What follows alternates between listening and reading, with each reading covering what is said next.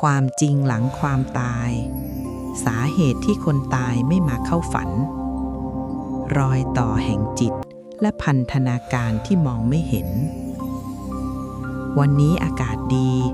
ยายอยากจะชวนพวกเราคุยเรื่องที่หลายคนอาจจะกลัวแต่จริงๆแล้วมันคือสัจธรรมที่หนีไม่พ้นนั่นคือเรื่องของความตายและสิ่งที่เกิดขึ้นหลังจากลมหายใจสุดท้ายมันหลุดลอยออกไปหลานเคยสงสัยไหมว่าทำไมบางบ้านพอสิ้นคนแก่คนเฒ่าไปแล้วถึงมีเรื่องเล่าว่าคนตายกลับมาหา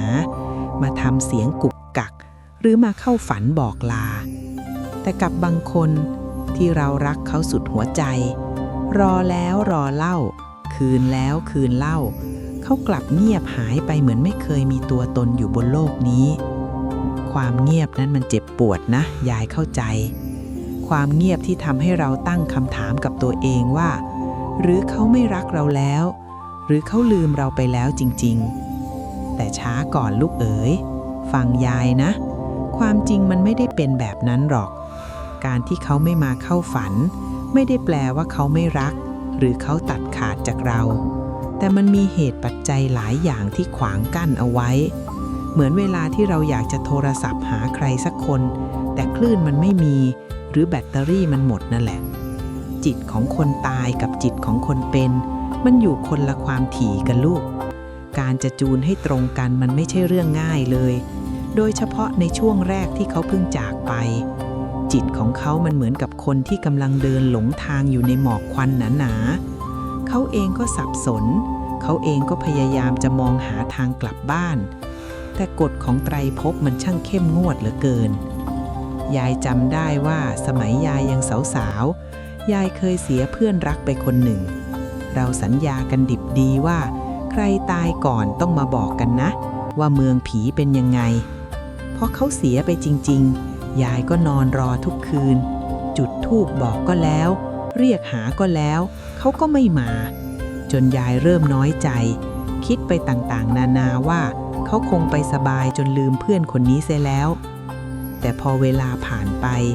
ยายถึงได้เข้าใจกุศโลบายของโบราณที่ท่านว่าไว้ว่า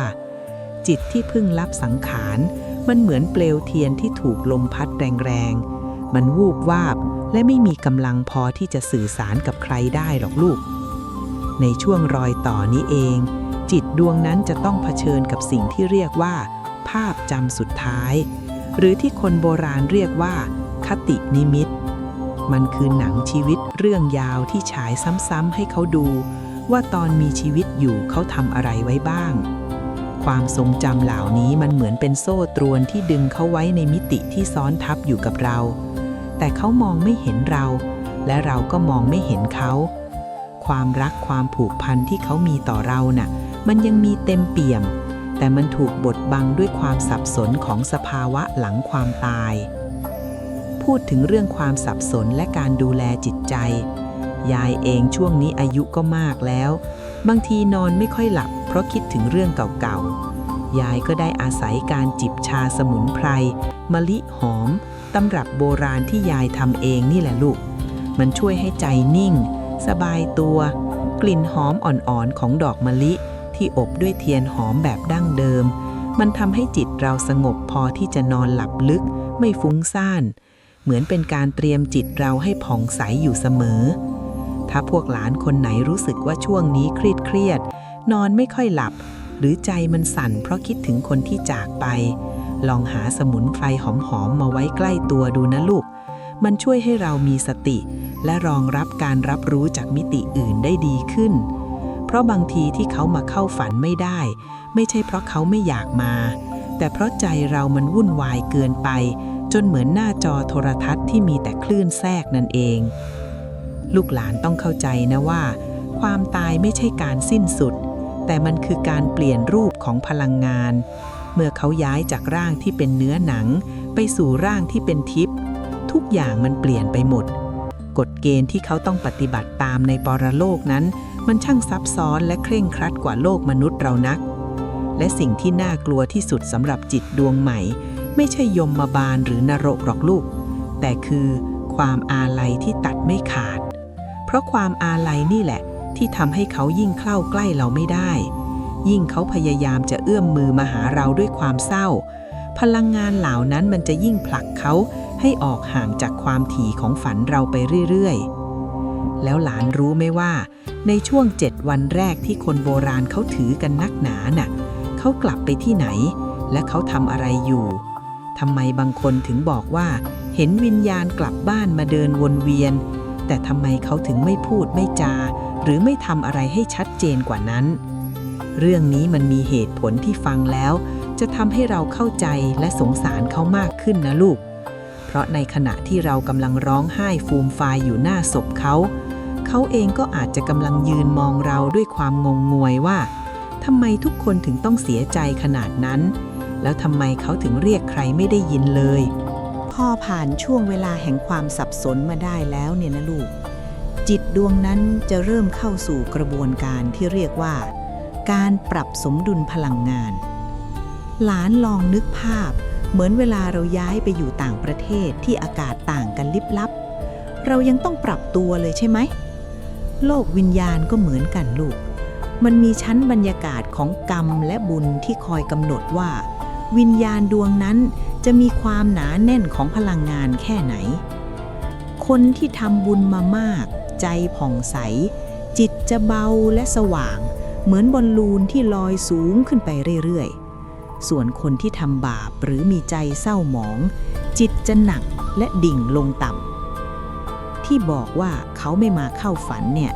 เหตุผลใหญ่อีกข้อคือระยะทางของมิติลูกเอ๋ยคำว่าสวรรค์หรือนรกหรือภพภูมิอื่นมันไม่ได้อยู่บนฟ้าหรือใต้ดินที่ไหนไกลหรอกแต่มันซ้อนทับอยู่กับเรานี่แหละเพียงแต่ความถี่มันต่างกันมากเหมือนสถานีวิทยุที่หลานต้องหมุนคลื่นให้ตรงเป๊ะๆถึงจะได้รับฟังถ้าเขาไปอยู่ในภพภูมิที่ละเอียดมากหรือที่เขาเรียกกันว่าไปเสวยบุญน่ะความสุขในภพนั้นมันประณีตจนเขาลืมเลือนความเจ็บปวดในโลกมนุษย์ไปชั่วขณะไม่ใช่เขาไม่รักนะแต่มันเหมือนคนกำลังฝันดีมากๆจนไม่อยากตื่นมาเจอความจริงที่โหดร้ายในทางกลับกันถ้าเขาต้องไปชดใช้กรรมในที่ที่มืดมิดและหนักอึ้ง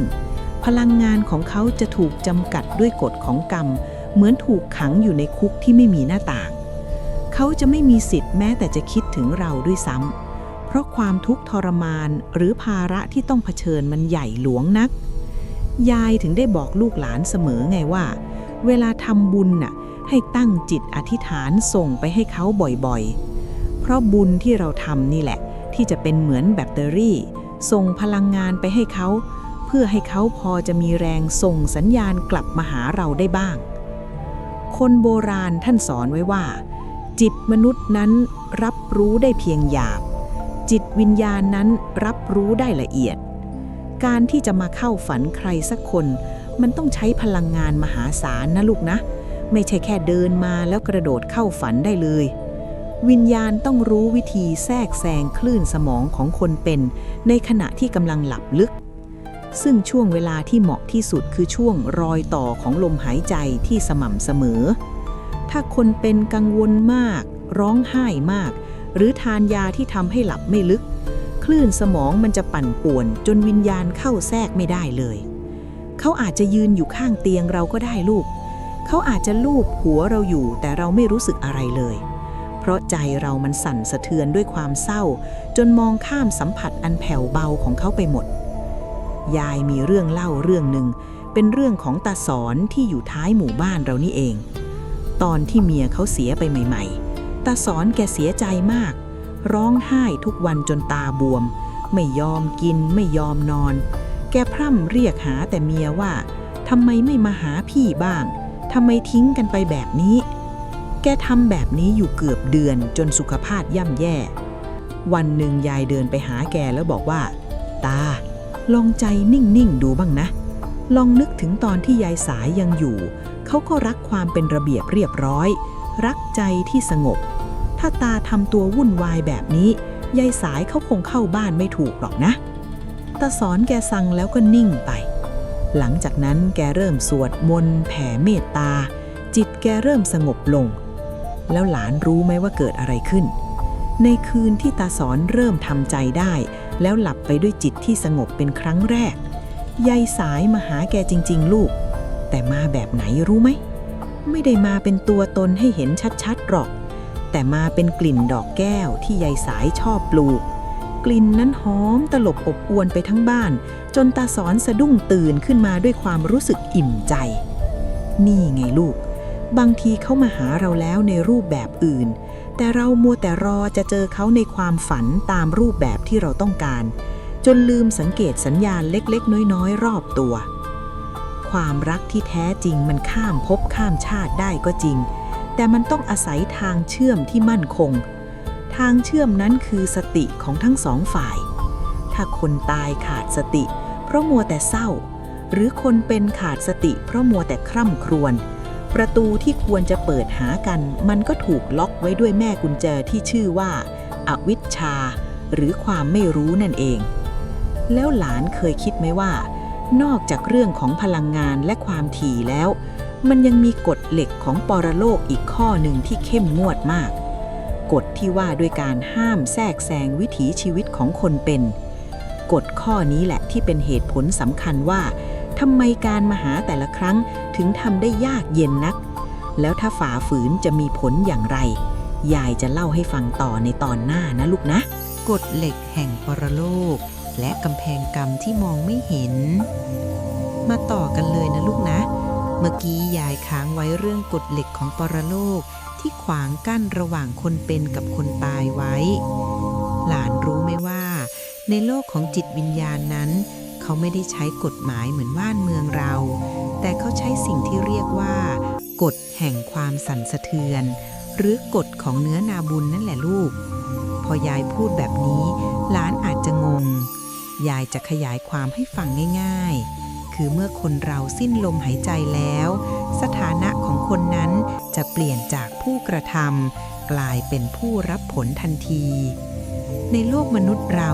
อยากจะเดินไปหาใครอยากจะตะโกนบอกรักใครเราทำได้ตามใจปรารถนาเพราะเรามีร่างกายเป็นเครื่องมือ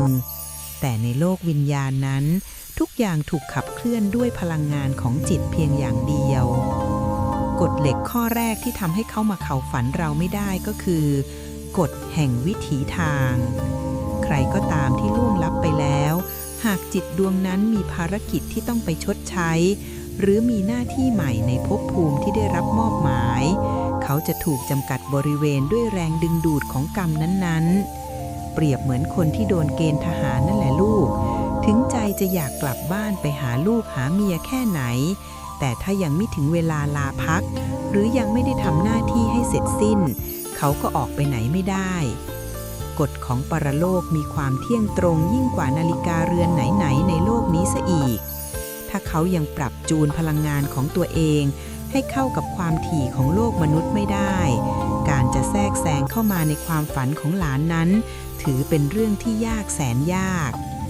และอีกอย่างที่สำคัญมากคือกำแพงแห่งความกลัวลูกเอ้ยบางทีคนที่จากไปเขารักเรามากนะมากเสียจนเขาไม่อยากให้เราต้องหวาดกลัวหลานลองนึกดูสิว่าถ้าเขามาปรากฏตัวในสภาพที่ไม่สมบูรณ์หรือมาในรูปแบบของพลังงานที่แรงเกินไปจนทำให้เราเจ็บป่วยจิตของเขาเองนั่นแหละที่จะเป็นบาปเพิ่มขึ้นวิญญาณที่มีปัญญาเขาจะรู้ดีว่าการเงียบหายไปเพื่อให้เราดำเนินชีวิตต่อไปได้ตามปกติคือรูปแบบของการแสดงความรักที่สูงส่งที่สุดอย่างหนึ่งโบราณท่านถึงว่าไว้ว่าคนตายพูดไม่ได้ไม่ใช่เพราะเขาไม่มีปากจะพูดแต่เพราะคำพูดของคนตายนั้นมีน้ำหนักมหาศาลเกินกว่าที่คนเป็นจะแบกรับไหวยายเองเคยรู้จักกับหมอธรรมคนหนึ่งท่านเคยบอกยายว่าวิญญาณบางดวงพยายามจะสื่อสารกับญาติพี่น้องจนแทบจะเสียสติในมิตินั้นเพราะเขาเห็นเราทำอะไรผิดพลาดหรือเห็นเรากำลังตกที่นั่งลำบากแต่เขากลับถูกม่านบังตาที่เกิดจากกรรมของคนเป็นขวางไว้ม่านนี้มันแปลกนะลูกมันไม่ได้เกิดจากใครมาทำโทษเราแต่มันเกิดจากใจของเราเองที่ปิดกั้นถ้าใจเราว้าวุ่นใจเราเต็มไปด้วยกิเลสหรือความเศร้าที่มืดบอดม่านนี้จะหนาขึ้นเรื่อยๆ จนวิญญาณที่สว่างที่สุดก็ยังเจาะเข้ามาไม่ได้ในช่วงที่ยายต้องนั่งสมาธิแผ่เมตตาให้บรรพบุรุษยายมักจะใช้ตัวช่วยที่ทำให้ใจนิ่งอย่างน้ำมันหอมนวลมะลิที่ยายสกัดเองจากดอกมะลิซ้อนที่ปลูกไว้ข้างรั้วกลิ่นหอมเย็นๆของมันช่วยให้จิตยายดิ่งลึกได้เร็วขึ้นพอกายเราผ่อนคลายใจเราก็นิ่งเหมือนผิวน้ำที่ไร้คลื่นพอน้ำนิ่งเราก็มองเห็นเงาจันทร์ชัดเจนใช่ไหมล่ะลูกการสื่อสารกับโลกวิญญาณก็แบบเดียวกันถ้าหลานอยากให้เขามาหาใจหลานต้องนิ่งและเย็นเหมือนน้ำมันมะลิของยายนี้เสียก่อนไม่ใช่รุ่มร้อนเหมือนไฟที่กำลังเผาไหม้ด้วยความอาลัยอาวรณ์นอกจากกฎเห็นวิถีทางแล้วยังมีเรื่องของเวลาที่ไม่เท่ากันอีกนะลูกนะในโลกวิญญาณนั้นความรู้สึกต่อเวลาของเขากับเรามันต่างกันราวกับฟ้ากับเหวหลานอาจจะรู้สึกว่าเขาจากไปนานเป็น10 ปีแล้วทำไมไม่มาหาเลยแต่สำหรับเขามันอาจจะเพิ่งผ่านไปเพียงแค่ลมหายใจของจิตทิพย์เท่านั้นเองเขายังไม่ทันได้ตั้งตัวยังไม่ทันได้ก้าวพ้นประตูแห่งการเวลาเลยด้วยซ้ำเราคนเป็นรอจนเหงือกแห้งแต่คนตายเขากำลังเผชิญกับการเปลี่ยนแปลงที่ยิ่งใหญ่จนเวลาในโลกมนุษย์กลายเป็นเรื่องเล็กน้อยไปเลยสิ่งที่น่าเศร้าที่สุดไม่ใช่การที่เขาไม่มาเข้าฝันหรอกลูกแต่คือการที่เขาพยายามมาแล้วแต่เราเองต่างหากที่เป็นคนผลักไสเขาออกไปโดยไม่รู้ตัวด้วยความกลัวบ้างด้วยความไม่เชื่อบ้างหรือด้วยการใช้ชีวิตที่หลงลืมสติจนคลื่นจิตมันสั่นสะเทือนเกินกว่าจะรับรู้อะไรได้ความรักหลังความตายมันจึงเป็นเรื่องของการรอคอยที่สมดุลคือเขารอให้เราพร้อมแล้วเรารอให้เขาแข็งแรงพอในมิตินั้นแล้วหลานเคยรู้ไหมว่าในช่วง7 วันแรกที่จิตกำลังเดินทางไปสู่การตัดสินน่ะมันมีรอยต่อที่สำคัญมากๆที่เรียกว่าการข้ามแม่น้ำแห่งความจำซึ่งนั่นอาจจะเป็นเหตุผลว่าทำไมเขาถึงเริ่มเลือนลางหายไปจากความทรงจำในฝันของเรา7 วันมหัศจรรย์และการเดินทางสู่สถานีตัดสินพ้นจากเรื่องกฎเหล็กมาแล้วยายจะเล่าถึงช่วงเวลาที่สำคัญที่สุดที่ทุกคนต้องเจอนั่นคือ7 วันแรกหลังจากสิ้นลมหายใจหลายคนชอบถามยายว่ายายจ๋า7 วันที่เขาว่าวิญญาณยังอยู่บ้านน่ะจริงไหมยายบอกเลยว่าทั้งจริงและไม่จริงลูกเอ๋ยจิตที่เพิ่งหลุดจากร่างมันเหมือนคนที่เพิ่งตื่นจากฝันร้ายนะลูกมันงงมันสับสนมันยังไม่รู้ตัวด้วยซ้ำว่าตัวเองตายแล้วบางคนยังพยายามจะเดินไปเข้าห้องน้ำยังพยายามจะหยิบกับข้าวมากินแต่พอมือสัมผัสอะไรไม่ได้เขาก็จะเริ่มใจเสียในช่วง3 วันแรกจิตส่วนใหญ่มักจะวนเวียนอยู่ในที่ที่คุ้นเคยเพราะความติดตาในรูปธรรมเดิมๆเขายังรักบ้านรักเตียงนอนรักกลิ่นของคนที่เขาผูกพันยายถึงได้บอกลูกหลานเสมอว่าเวลาคนในบ้านเสียอย่าร้องไห้ฟูมฟายเสียงดังเกินไปข้างหูเขาเพราะเสียงเหล่านั้นมันเหมือนโซ่ตรวนที่ฉุดรั้งจิตเขาไว้ไม่ให้ไปสู่ที่ชอบความเศร้าของเรามันคือน้ำหนักที่ถ่วงวิญญาณให้ดิ่งลงดินแทนที่จะปล่อยให้เขาได้ลอยสูงขึ้นตามกำลังบุญพอเข้าสู่วันที่4ถึงวันที่7นี่แหละลูกที่เรื่องราวมันจะเริ่มเข้มข้นขึ้นในทางโบราณเขาเชื่อกันว่าจิตจะเริ่มถูกดึงดูดเข้าสู่กระแสของการพิจารณากรรมมันจะมีเจ้าหน้าที่ที่ทางปรโลกส่งมาหรือที่เรียกกันว่ายมทูตนั่นแหละแต่ท่านไม่ได้มาในร่างน่ากลัวมีเขี้ยวมีงาหรอกนะท่านมาในรูปแบบของแรงโน้มถ่วงที่คอยนำทางจิตไปสู่สถานีถัดไปในช่วงนี้วิญญาณจะเริ่มเห็นภาพย้อนหลังของตัวเองเหมือนการดูหนังจำลองชีวิตตั้งแต่เด็กจนโตทำดีอะไรไว้ทำชั่วอะไรไว้มันจะผุดขึ้นมาในใจชัดเจนยิ่งกว่าที่เคยจำได้ตอนเป็นคนซะอีกสาเหตุที่ช่วงนี้เขาไม่มาเข้าฝันหลานก็เพราะเขากำลังวุ่นอยู่กับการทำบัญชีชีวิตตัวเองยังไงล่ะลูกเขาต้องตอบคำถามในใจตัวเองให้ได้ว่าที่ผ่านมาเขาเกิดมาเพื่ออะไรแล้วจะเอาอะไรติดตัวไปได้บ้างในขั้นตอนนี้ความรักที่มีต่อคนเป็นจะถูกพักไว้ชั่วคราวไม่ใช่ว่าเขาไม่รักนะแต่มันเหมือนคนกำลังเข้าห้องสอบสำคัญนะลูก จะมามัวนั่งนึกถึงหน้าคนรักก็คงไม่ได้เพราะชีวิตในภพถัดไปมันขึ้นอยู่กับคำตอบในตอนนี้ทั้งสิ้นแล้วหลานรู้ไหมว่าสิ่งที่จะช่วยให้เขาผ่านขั้นตอนการพิจารณานี้ไปได้ง่ายที่สุดคืออะไรไม่ใช่เงินทองที่หลานเผาไปให้เขาหรอกนะแต่มันคือกระแสบุญที่หลานทำส่งไปให้ต่างหากบุญคือพลังงานความสะอาดที่เข้าไปช่วยชำระล้างความเศร้าหมองในใจเขาทำให้เขาเห็นภาพความดีได้ชัดขึ้นยายถึงได้บอกว่าให้ทำบุญกรวดน้ำให้สม่ำเสมอกลิ่นหอมของศีลและบุญมันจะสื่อถึงกันได้เร็วที่สุดเหมือนเวลาเราได้กลิ่นดอกไม้หอมๆในห้องที่อบอ้าวนั่นแหละมันทำให้ชื่นใจและมีกำลังใจขึ้นมาทันทีพอยายพูดถึงเรื่องกลิ่นหอมยายก็นึกขึ้นได้ว่าสมัยก่อนเวลาเขาจะประกอบพิธีศพเขาจะใช้เครื่องหอมโบราณพวกกฤษณาหรือจันหอมเพื่อประคองสติทั้งคนเป็นและคนตายยายเองทุกวันนี้ก่อนจะสวดมนต์แผ่เมตตาให้บรรพบุรุษยายก็ต้องจุดเทียนหอมอวนมาลีที่ทำจากขี้ผึ้งแท้ผสมน้ำมันหอมสกัดกลิ่นมันไม่ฉุนนะลูกแต่มันนิ่ง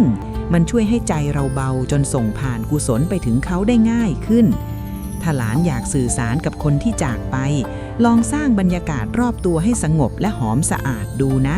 บางทีสัญญาณที่เขาพยายามส่งมาอาจจะแทรกผ่านกลิ่นหอมเหล่านั้นมาถึงใจหลานก็ได้พอก่อนจะครบ7 วันจิตจะต้องข้ามผ่านรอยต่อที่เรียกว่าม่านลืมเลือนม่านนี้ทำหน้าที่กรองความเจ็บปวดจากการสูญเสียออกไปเพื่อให้ดวงวิญญาณพร้อมที่จะรับสภาพใหม่ในภพภูมิอื่นถ้าใครที่ยังมีห่วงมากม่านนี้จะดูเหมือนหนามแหลมที่ทิ่มแทงใจแต่ถ้าใครที่ปล่อยวางได้ม่านนี้จะเหมือนสายน้ำเย็นที่ชะล้างทุกอย่างให้สะอาดหมดจดการที่เขาไม่มาเข้าฝันในช่วงหลัง7 วันไปแล้วมักจะเป็นเพราะเขาได้ผ่านม่านนี้ไปแล้วเริ่มเข้าสู่กระบวนการเกิดใหม่ในมิติที่ซับซ้อนขึ้นแต่หลานอย่าเพิ่งเสียใจไปนะว่าถ้าเขาผ่านม่านลืมเลือนไปแล้วเขาจะจำเราไม่ได้ความจำแบบสมองคนน่ะอาจจะหายไป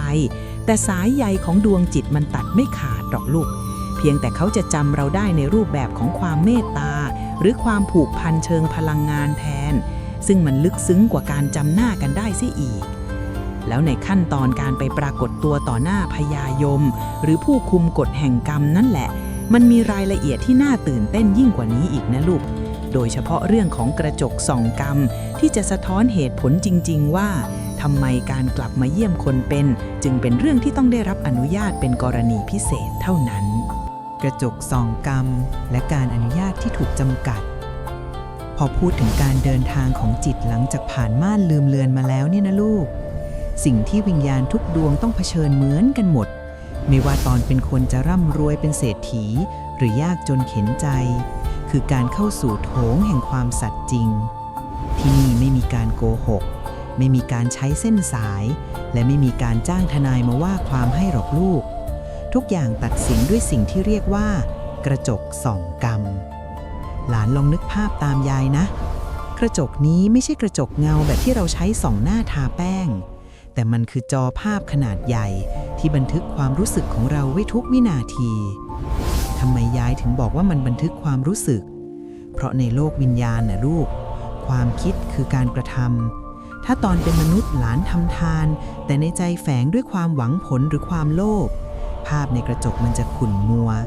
แต่ถ้าหลานให้ด้วยใจบริสุทธิ์แม้จะเป็นเพียงข้าวปั้นก้อนเดียวภาพนั้นจะสว่างจ้าจนแสบตาในช่วงนี้แหละลูกที่วิญญาณจะเริ่มเข้าใจว่าทำไมฉันถึงไปหาคนที่ฉันรักไม่ได้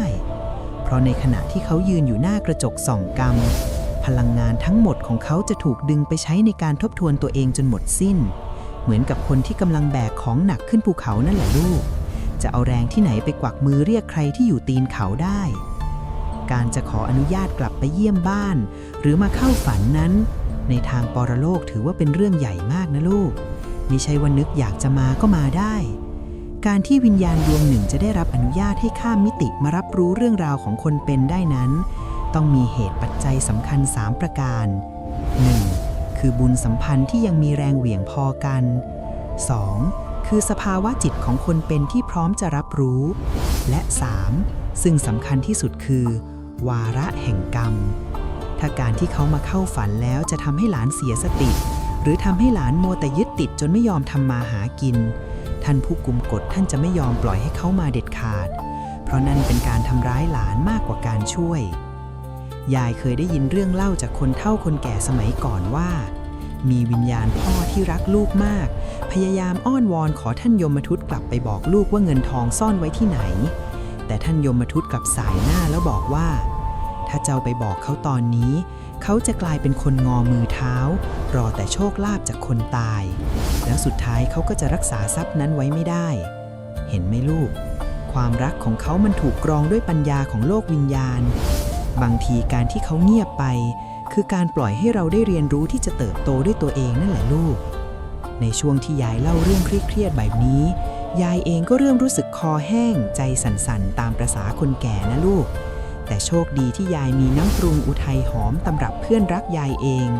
กลิ่นหอมจากเกสรดอกไม้ทั้ง5และแก่นจันแดงมันช่วยให้ใจยายชุ่มชื้นขึ้นมาทันทีแค่หยดเดียวในน้ำเย็นก็ทำให้ธาตุในกายยายสมดุลพอใจเราเย็นกายเรานิ่งการจะเล่าเรื่องยากๆแบบนี้มันก็ไหลลื่นขึ้นเหมือนกับจิตของวิญญาณนั่นแหละลูกถ้าเขามีความสงบและมีบุญเป็นเครื่องหล่อเลี้ยงเหมือนน้ำปรุงอุทัยหอมนี้เขาก็จะมีกำลังพอที่จะสื่อสารกับเราได้ในวันข้างหน้าแต่ตอนนี้เขาต้องผ่านกระจกส่องกรรมไปให้ได้เสียก่อนหลานรู้ไหมว่า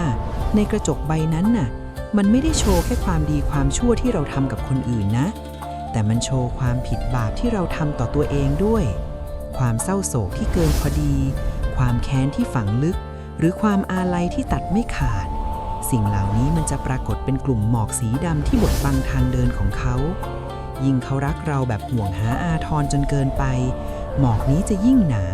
และมันจะเป็นกำแพงที่กั้นเขาไว้จากความฝันของเราโดยปริยายเพราะความถี่ของความห่วงมันเป็นความถี่ที่ต่ำและหนักเกินไปที่จะแทรกเข้าไปในแดนทิพย์ของความฝันได้แล้วถ้าหากเขาผ่านการพิจารณาแล้วล่ะเขาจะไปไหนต่อหลานเคยได้ยินเรื่องน้ำหนักของดวงวิญญาณไหมลูกมันไม่ใช่กิโลกรัมเหมือนหมูเหมือนไก่หรอกนะ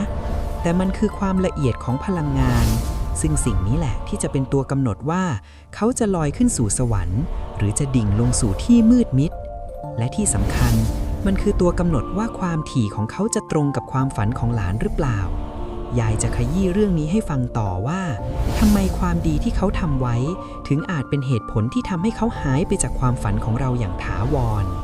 ความละเอียดของคลื่นจิตและระดับชั้นของความถี่ต่อจากเมื่อกี้เลยนะลูกพอวิญญาณผ่านการพิจารณาจากกระจกส่องกรรมแล้วเนี่ยขั้นตอนต่อไปคือการแยกชั้นตามความละเอียดของจิตหลานลองนึกถึงน้ำกับน้ำมันสิลูกพอมันอยู่ในขวดเดียวกัน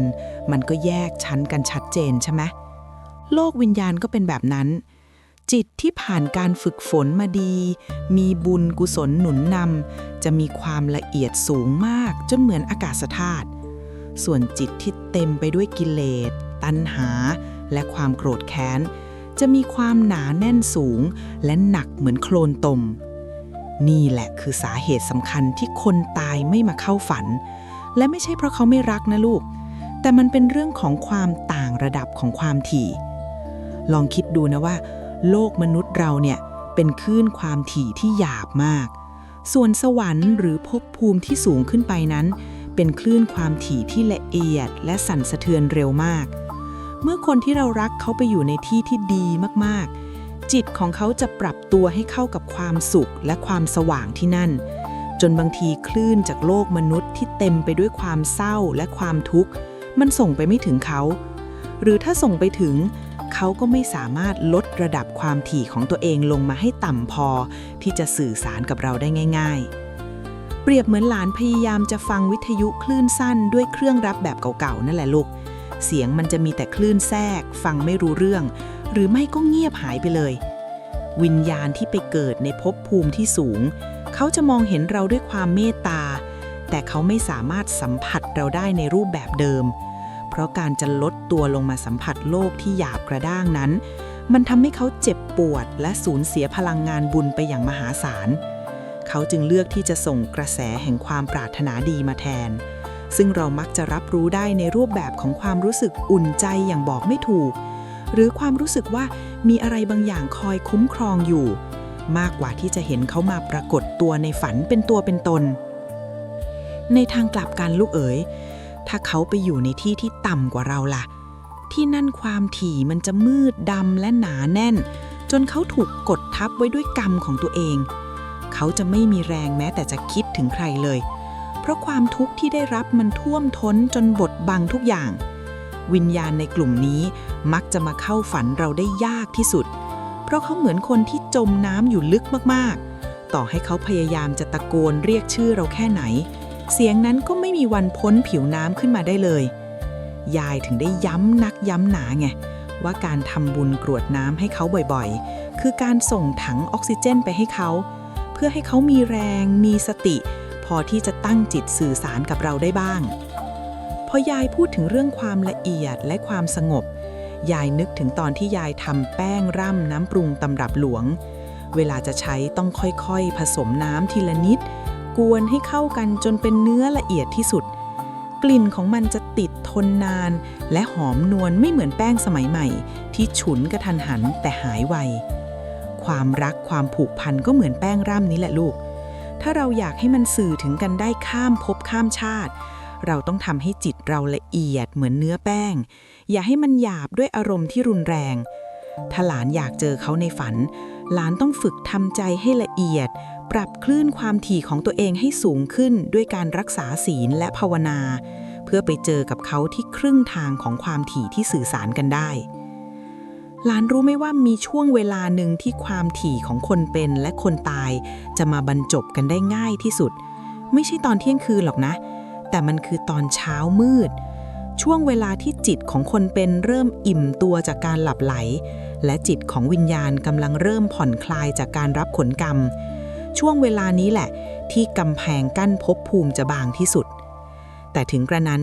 มันก็ยังมีอุปสรรคอีกอย่างหนึ่งที่ขวางอยู่นั่นคือสิ่งที่โบราณเรียกว่าเทวดาคุ้มครองตัวหรือเจ้าที่เจ้าทางที่คอยคัดกรองว่าใครบ้างที่มีสิทธิ์จะเข้ามาในอาณาเขตของหลานได้บ้างบางทีเขามาถึงหน้าประตูแล้วนะลูก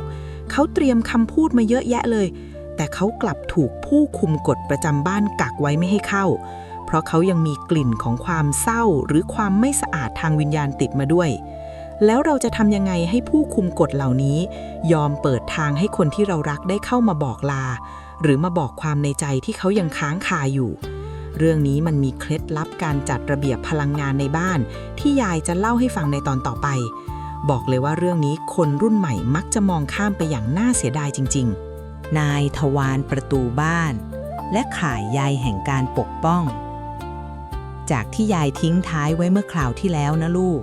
ว่าบางทีเข้ามาถึงหน้าบ้านเราแล้วแต่ทำไมเขาถึงก้าวข้ามธรณีประตูเข้ามาไม่ได้เรื่องนี้มันเป็นเรื่องของกฎแห่งเขตแดนลูกเอ๋ย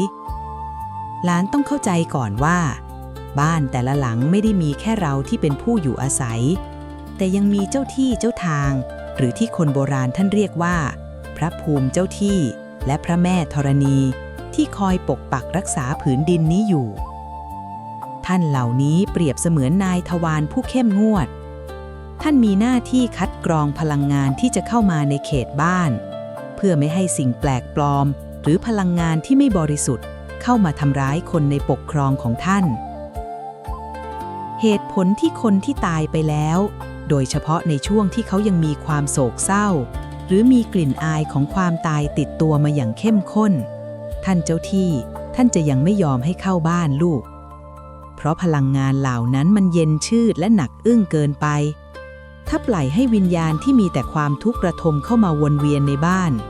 คนเป็นที่ขวัญอ่อนหรือเด็กเล็กๆในบ้านจะล้มป่วยได้ง่ายๆจิตใจจะหดหู่นอนฝันร้ายหรือเกิดอาการที่คนโบราณเรียกว่าถูกผีอำซึ่งจริงๆแล้วมันคือสภาวะที่พลังงานของคนเป็นกับคนตายมันปะทะกันอย่างรุนแรงจนธาตุในตัวเราแปรปรวนนั่นเองยายจำได้ว่ามีอยู่ครั้งหนึ่งเพื่อนบ้านยายเสียชีวิตกระทันหันด้วยอุบัติเหตุเมียเขาเนี่ยร้องไห้เสียใจแทบขาดใจทุกคืนเธอจะจุดธูปเรียกให้เขากลับมาหาบอกว่าประตูบ้านเปิดรออยู่เสมอแต่เชื่อไหมลูกเขากลับมาไม่ได้จริงๆเพ ราะใจของเขาตอนที่ตายมันเต็มไปด้วยความตกใจและความอาลัยที่มืดดำพลังงานนั้นมันขัดกับพลังงานของพฤภูมิเจ้าที่ที่บ้านนั้นอย่างสิ้นเชิงท่านจึงกั้นม่านพลังงานไว้ไม่ให้เขาผ่านเข้ามาเมียเขาก็เลยไม่เคยฝันเห็นเขาเลยจนกระทั่งเธอเริ่มทำบุญใหญ่และกรวดน้ำบทอีมินาเพื่อขอขมาเจ้าที่และแผ่เมตตาให้สามีอย่างจริงจังนั่นแหละม่านนั้นถึงได้ค่อยๆเปิดออกสิ่งที่ช่วยเสริมให้บรรยากาศในบ้านเราเปิดทางให้กับดวงวิญญาณที่สะอาดได้สะดวกขึ้นคือการทำบ้านให้มีสภาวะที่เรียกว่ามงคลสถานลูกเอ๋ยยายเองชอบใช้บุหงารำไปสูตรดั้งเดิมของยายที่อบด้วยน้ำมันกฤษณาและผิวมะกรูดยายจะเอาไปวางไว้ตามมุมห้องกลิ่นหอมสะอาดแบบธรรมชาติเนี่ยมันช่วยปรับพลังงานในบ้านให้สมดุลและสว่างขึ้นพอนายทวารท่านเห็นว่าบ้านนี้มีแต่กลิ่นอายของศีลธรรมและความสงบท่านก็จะมีเมตตายอมผ่อนปรนให้ดวงวิญญาณที่ได้รับการปรับจูนพลังงานมาดีแล้วได้เข้ามาเยี่ยมเยียนเราในฝันได้ง่ายขึ้นเรื่องนี้มันค่อนข้างจะละเอียดอ่อนนะลูกนะหลานเคยสังเกตไหมว่าเวลาเราฝันเห็นใครบางคนที่ตายไปนานแล้วบางครั้งเขาก็ดูหนุ่มสาวขึ้นดูอิ่มเอิบมีราศีแต่บางครั้งเรากลับจำเขาแทบไม่ได้เพราะเขาดูซูบซีดหรือดูน่ากลัวนี่แหละคือความลับของกายทิพย์ในโลกหลังความตายร่างกายที่ประกอบด้วยดินน้ำลมไฟมันสลายไปแล้วเหลือเพียงจิตที่ทำหน้าที่เป็นช่างปั้นรูปร่างหน้าตาตามแรงกรรมและความรู้สึกนึกคิดสุดท้ายสาเหตุสำคัญที่คนตายไม่มาเข้าฝันเราในช่วงแรกๆไม่ใช่เพราะเขาไม่อยากมานะลูกนะแต่มันเป็นเรื่องของความอับอายในสภาพจิตของเขาเองด้วยยายจะเล่าให้ฟังนะวิญญาณที่ตายด้วยความทุกข์ทรมานหรือตายด้วยความโกรธแค้นกายทิพย์ของเขาในช่วงแรกจะมีความบิดเบี้ยวขุ่นมัวและมีกลิ่นอายที่น่าสลดใจวิญญาณที่มีความรักต่อเราอย่างแท้จริงเขาจะเลือกที่จะยังไม่ปรากฏตัวให้เราเห็นเพราะเขาไม่อยากให้ภาพสุดท้ายที่เราจำได้คือภาพที่เขากำลังลำบากหรือดูน่ากลัวเขาจะพยายามรอจนกว่าบุญกุศลที่เราส่งไปให้จะช่วยชุบให้กายทิพย์ของเขาสว่างไสวและดูดีขึ้นหลานลองนึกดูสิถ้าแม่ที่ตายไปอยากมาหาลูกแต่ตอนนั้นกายทิพย์ของแม่ยังเต็มไปด้วยรอยแผลของโรคภัยไข้เจ็บหรือมีความมืดดำของความห่วงหาอาทรจนดูน่ากลัวแม่คนไหนจะอยากให้ลูกเห็นภาพนั้นล่ะลูกเขาก็ต้องยอมทนความคิดถึงยอมยืนดูอยู่ห่างๆในเงามืดเพื่อรอวันที่ใจเขาใสพอที่จะปรากฏตัวในฝันด้วยรอยยิ้มที่สวยงามที่สุดความรักแบบนี้มันยิ่งใหญ่มากนะลูกมันคือการเสียสละที่คนเป็นอย่างเรามักจะไปมองข้ามแล้วไปตีความเอาเองว่าเขาไม่รักยายมีเคล็ดลับอย่างหนึ่งนะเวลาที่ยายรู้สึกใจสั่นหรือวิตกกังวลเรื่องบรรพบุรุษยายมักจะใช้ยาหม่องหอมนวลที่ทำจากไพรและผิวมะกรูดคัดพิเศษทาเบาๆที่ขมับแล้วสูดดมกลิ่นสมุนไพรพวกนี้มันช่วยให้ธาตุลมในตัวเรานิ่งพอที่จะไม่ฟุ้งซ่านพอใจเรานิ่งเราจะเริ่มสื่อสารกับเขาได้ด้วยความรู้สึกแทนการเห็นด้วยตาในฝันหลานต้องหัดสังเกตนะบางทีเข้ามาหาเราในรูปแบบของความอุ่นวูบที่หัวไหล่หรือความรู้สึกเหมือนมีใครมานั่งข้างๆเตียงตอนดึกๆนั่นแหละคือเขามาแล้วแต่เขาแค่ยังไม่อยากปรากฏร่างให้เห็นเพราะเขายังปรับปรุงกายทิพย์ไม่เสร็จนอกจากเรื่องความสวยงามของกายทิพย์แล้วยังมีเรื่องของภาษาจิตด้วยนะลูกในปรโลกเขาไม่ได้สื่อสารกันด้วยคำพูดเหมือนเรากายทิพย์จะสื่อสารด้วยการส่งผ่านมโนภาพและอารมณ์ถ้าวิญญาณดวงนั้นยังมีสติไม่มั่นคงการจะรวบรวมพลังงานมาสร้างเป็นมโนภาพที่ชัดเจนในฝันของหลานมันต้องใช้สมาธิมหาศาลยายเปรียบเหมือนการพยายามวาดภาพบนผิวน้ำนั่นแหละลูกถ้าลมแรงนั่นคือความเศร้าของเราหรือน้ำกระเพื่อมนั่นคือความฟุ้งซ่านของเขาพ ภาพนั้นมันก็จะไม่เป็นรูปเป็นร่างยิ่งถ้าเขามีความยึดมั่นถือมั่นหรือที่ภาษาธรรมเรียกว่าอุปทานมากเท่าไหร่กายทิพย์ของเขาจะยิ่งหนักและเคลื่อนที่ได้ยากเขาจะเหมือนคนเดินลุยโคลนที่พยายามจะวิ่งมาหาเรายิ่งพยายามก็ยิ่งเหนื่อยจิตก็ยิ่งเศร้าหมองยายถึงบอกว่าเราคนเป็นต้องช่วยเขาด้วยการบอกเขาบ่อยๆว่าไม่ต้องเป็นห่วงนะเราอยู่ได้ไปสู่ที่สว่างๆนะคำพูดเหล่านี้คือแรงผลักที่ช่วยให้เขาหลุดจากโคลนแห่งความยึดติดแล้วทำให้กายทิพย์ของเขาเบาพอที่จะลอยมาเข้าฝันเราได้ในที่สุดแล้วหลานรู้ไหมว่ามีกลุ่มวิญญาณอีกประเภทหนึ่งที่ตั้งใจไม่มาเข้าฝันเลยตลอดกาลไม่ใช่เพราะเขากำลังลำบากนะแต่เป็นเพราะเขาไปไกลกว่าจะมองกลับมาแล้วภพภูมิเหล่านั้นมันมีความสุขที่ละเอียดประณีตจนความผูกพันในโลกมนุษย์กลายเป็นเรื่องที่เบาบางเหมือนควันไฟเรื่องนี้มันฟังดูน่าน้อยใจนะลูกแต่มันมีความจริงที่ลึกซึ้งซ่อนอยู่ว่าการที่เขาไม่กลับมานั่นแหละคือสัญญาณบอกว่าเขารอดแล้วและเขาไปดีจริงๆซึ่งยายจะเล่าถึงภพภูมิที่สูงส่งเหล่านี้ให้ฟังในตอนหน้านะลูกนะแดนสุขาวดีและความสุขที่ทำให้ลืมเลือนยายจะเล่าเรื่องที่หลายคนอาจจะฟังกองเอาไว้ในใจแต่ไม่กล้าถามว่าถ้าคนที่เรารักเข้าไปดีจริงๆไปสู่สวรรค์ชั้นฟ้าที่มีแต่ความสุขแล้วทำไมเขาถึงไม่กลับมาบอกข่าวคราวกันบ้างล่ะหรือความสุขที่นั่นมันหอมหวานจนเขาลืมคนที่เคยร่วมทุกข์ร่วมสุขกันบนโลกมนุษย์ไปแล้วจริงๆเรื่องนี้มันมีคำอธิบายที่ลึกซึ้งกว่าความน้อยเนื้อต่ำใจนะลูกนะหลานต้องเข้าใจก่อนว่าความสุขในภพภูมิที่ละเอียดหรือที่คนโบราณเรียกว่าสวรรค์นั้นมันไม่ใช่ความสุขแบบโลกที่ต้องไปเที่ยวไปกินหรือไปซื้อของแต่มันคือสภาวะที่จิตอิ่มเอิบด้วยบุญกุศลที่ทำมาในดินแดนที่สูงขึ้นไปนั้นพลังงานของจิตจะมีความสว่างและเบาสบายมากจนแทบจะไม่มีน้ำหนักความเศร้าหลงเหลืออยู่เลยหลานลองนึกภาพเหมือนเราพยายามจะมองหาฝุ่นผงในอากาศที่ใสสะอาดสิลูกมันมองเห็นได้ยากฉันใดจิตที่เสวยสุขในทิพยสมบัติก็มองเห็นความทุกข์ในโลกมนุษย์ได้ยากฉันนั้นไม่ใช่ว่าเขาแกล้งลืมนะลูกนะแต่มันเป็นกฎของธรรมชาติที่เมื่อจิตเข้าไปอยู่ในคลื่นความถี่ที่สูงมากๆคลื่นที่ต่ำและหยาบกระด้างจากโลกมนุษย์จะส่งไปไม่ถึงเหมือนเวลาที่เราอยู่บนยอดเขาสูงๆแล้วมองลงมาที่ตีนเขาเราจะเห็นทุกอย่างเล็กลงไปหมดจนแยกไม่ออกว่าใครเป็นใครและเสียงตะโกนจากข้างล่างก็ส่งไปไม่ถึงยอดเขาเลยยายจะบอกความลับอีกอย่างนะลูกนะการที่วิญญาณจะกลับลงมาสื่อสารกับคนบนโลกมนุษย์ในขณะที่เขากำลังเสวยสุขอยู่นั้นมันเหมือนการที่หลานต้องยอมกระโดดลงไปในบ่อโคลนหลังจากที่เพิ่งอาบน้ำแต่งตัวสะอาดเอี่ยมอ่องนั่นแหละความถี่ของโลกมนุษย์เต็มไปด้วยความโกรธความโลภความหลงและความโศกเศร้าซึ่งสำหรับชาวสวรรค์แล้วกลิ่นอายเหล่านี้มันเหม็นรุนแรงและร้อนรุ่มเหลือเกินเขาถึงเลือกที่จะส่งเพียงกระแสเมตตาลงมาประโลมใจเรามากกว่าที่จะมาปรากฏตัวให้เห็นในฝันเพราะการมาปรากฏตัวแต่ละครั้งมันต้องใช้การลดระดับจิตลงมาอย่างมากซึ่งอาจทำให้รัศมีบุญของเขาหม่นหมองลงได้เวลาที่ยายคิดถึงบรรพบุรุษที่ท่านไปอยู่บนฟ้ายายมักจะทำตัวให้สะอาดทั้งกายและใจ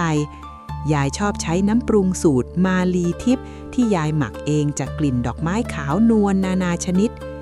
กลิ่นหอมเย็นๆของมันช่วยประคองใจยายให้สูงขึ้นไปใกล้เคียงกับความถี่ที่ท่านอยู่พอใจเราหอมสะอาดเหมือนน้ำปรุงมงคลนี้แล้วบางทีท่านไม่ต้องมาเข้าฝันหรอกลูกแต่ท่านจะส่งความรู้สึกอิ่มใจหรือความโชคดีเล็กๆน้อยๆมาให้เราแทนนี่แหละคือการสื่อสารของชาวสวรรค์ที่นุ่มนวลและทรงพลังที่สุดหลานรู้ไหมว่าในตำราโบราณเขาเปรียบเทียบไว้ว่าคนที่ไปอยู่สวรรค์แล้วมองกลับมาที่โลกมนุษย์เหมือนคนที่ตื่นจากฝันร้ายแล้วมาเจอความจริงที่สวยงาม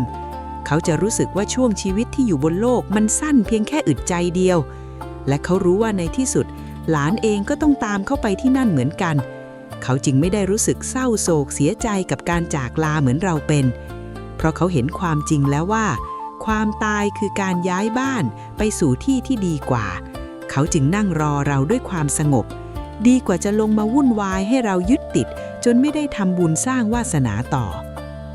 แต่ยังมีอีกกรณีหนึ่งนะลูกนะที่เขาไม่มาเข้าฝันเลย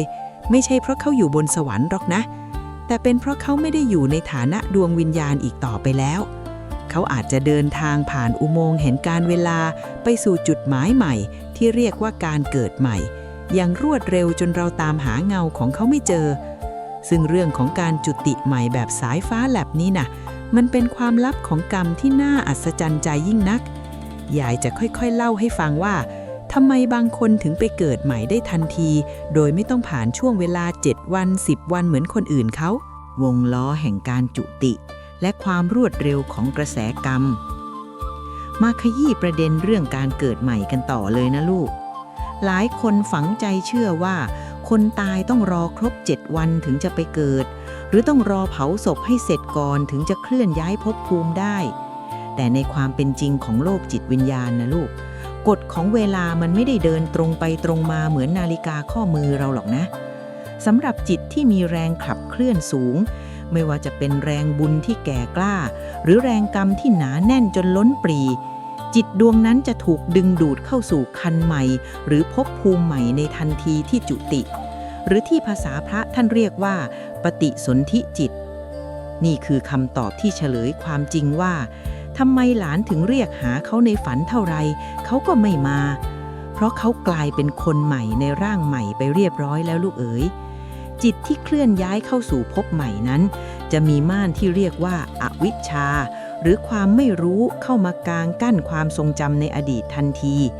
เปรียบเหมือนการล้างเครื่องคอมพิวเตอร์เพื่อลงโปรแกรมใหม่นั่นแหละข้อมูลเก่าอาจจะยังมีซ่อนอยู่ในจิตส่วนลึกแต่ในระดับความรู้สึกนึกคิดทั่วไปเขาจำหลานไม่ได้แล้วและเขาก็มีพันธะใหม่มีพ่อแม่ใหม่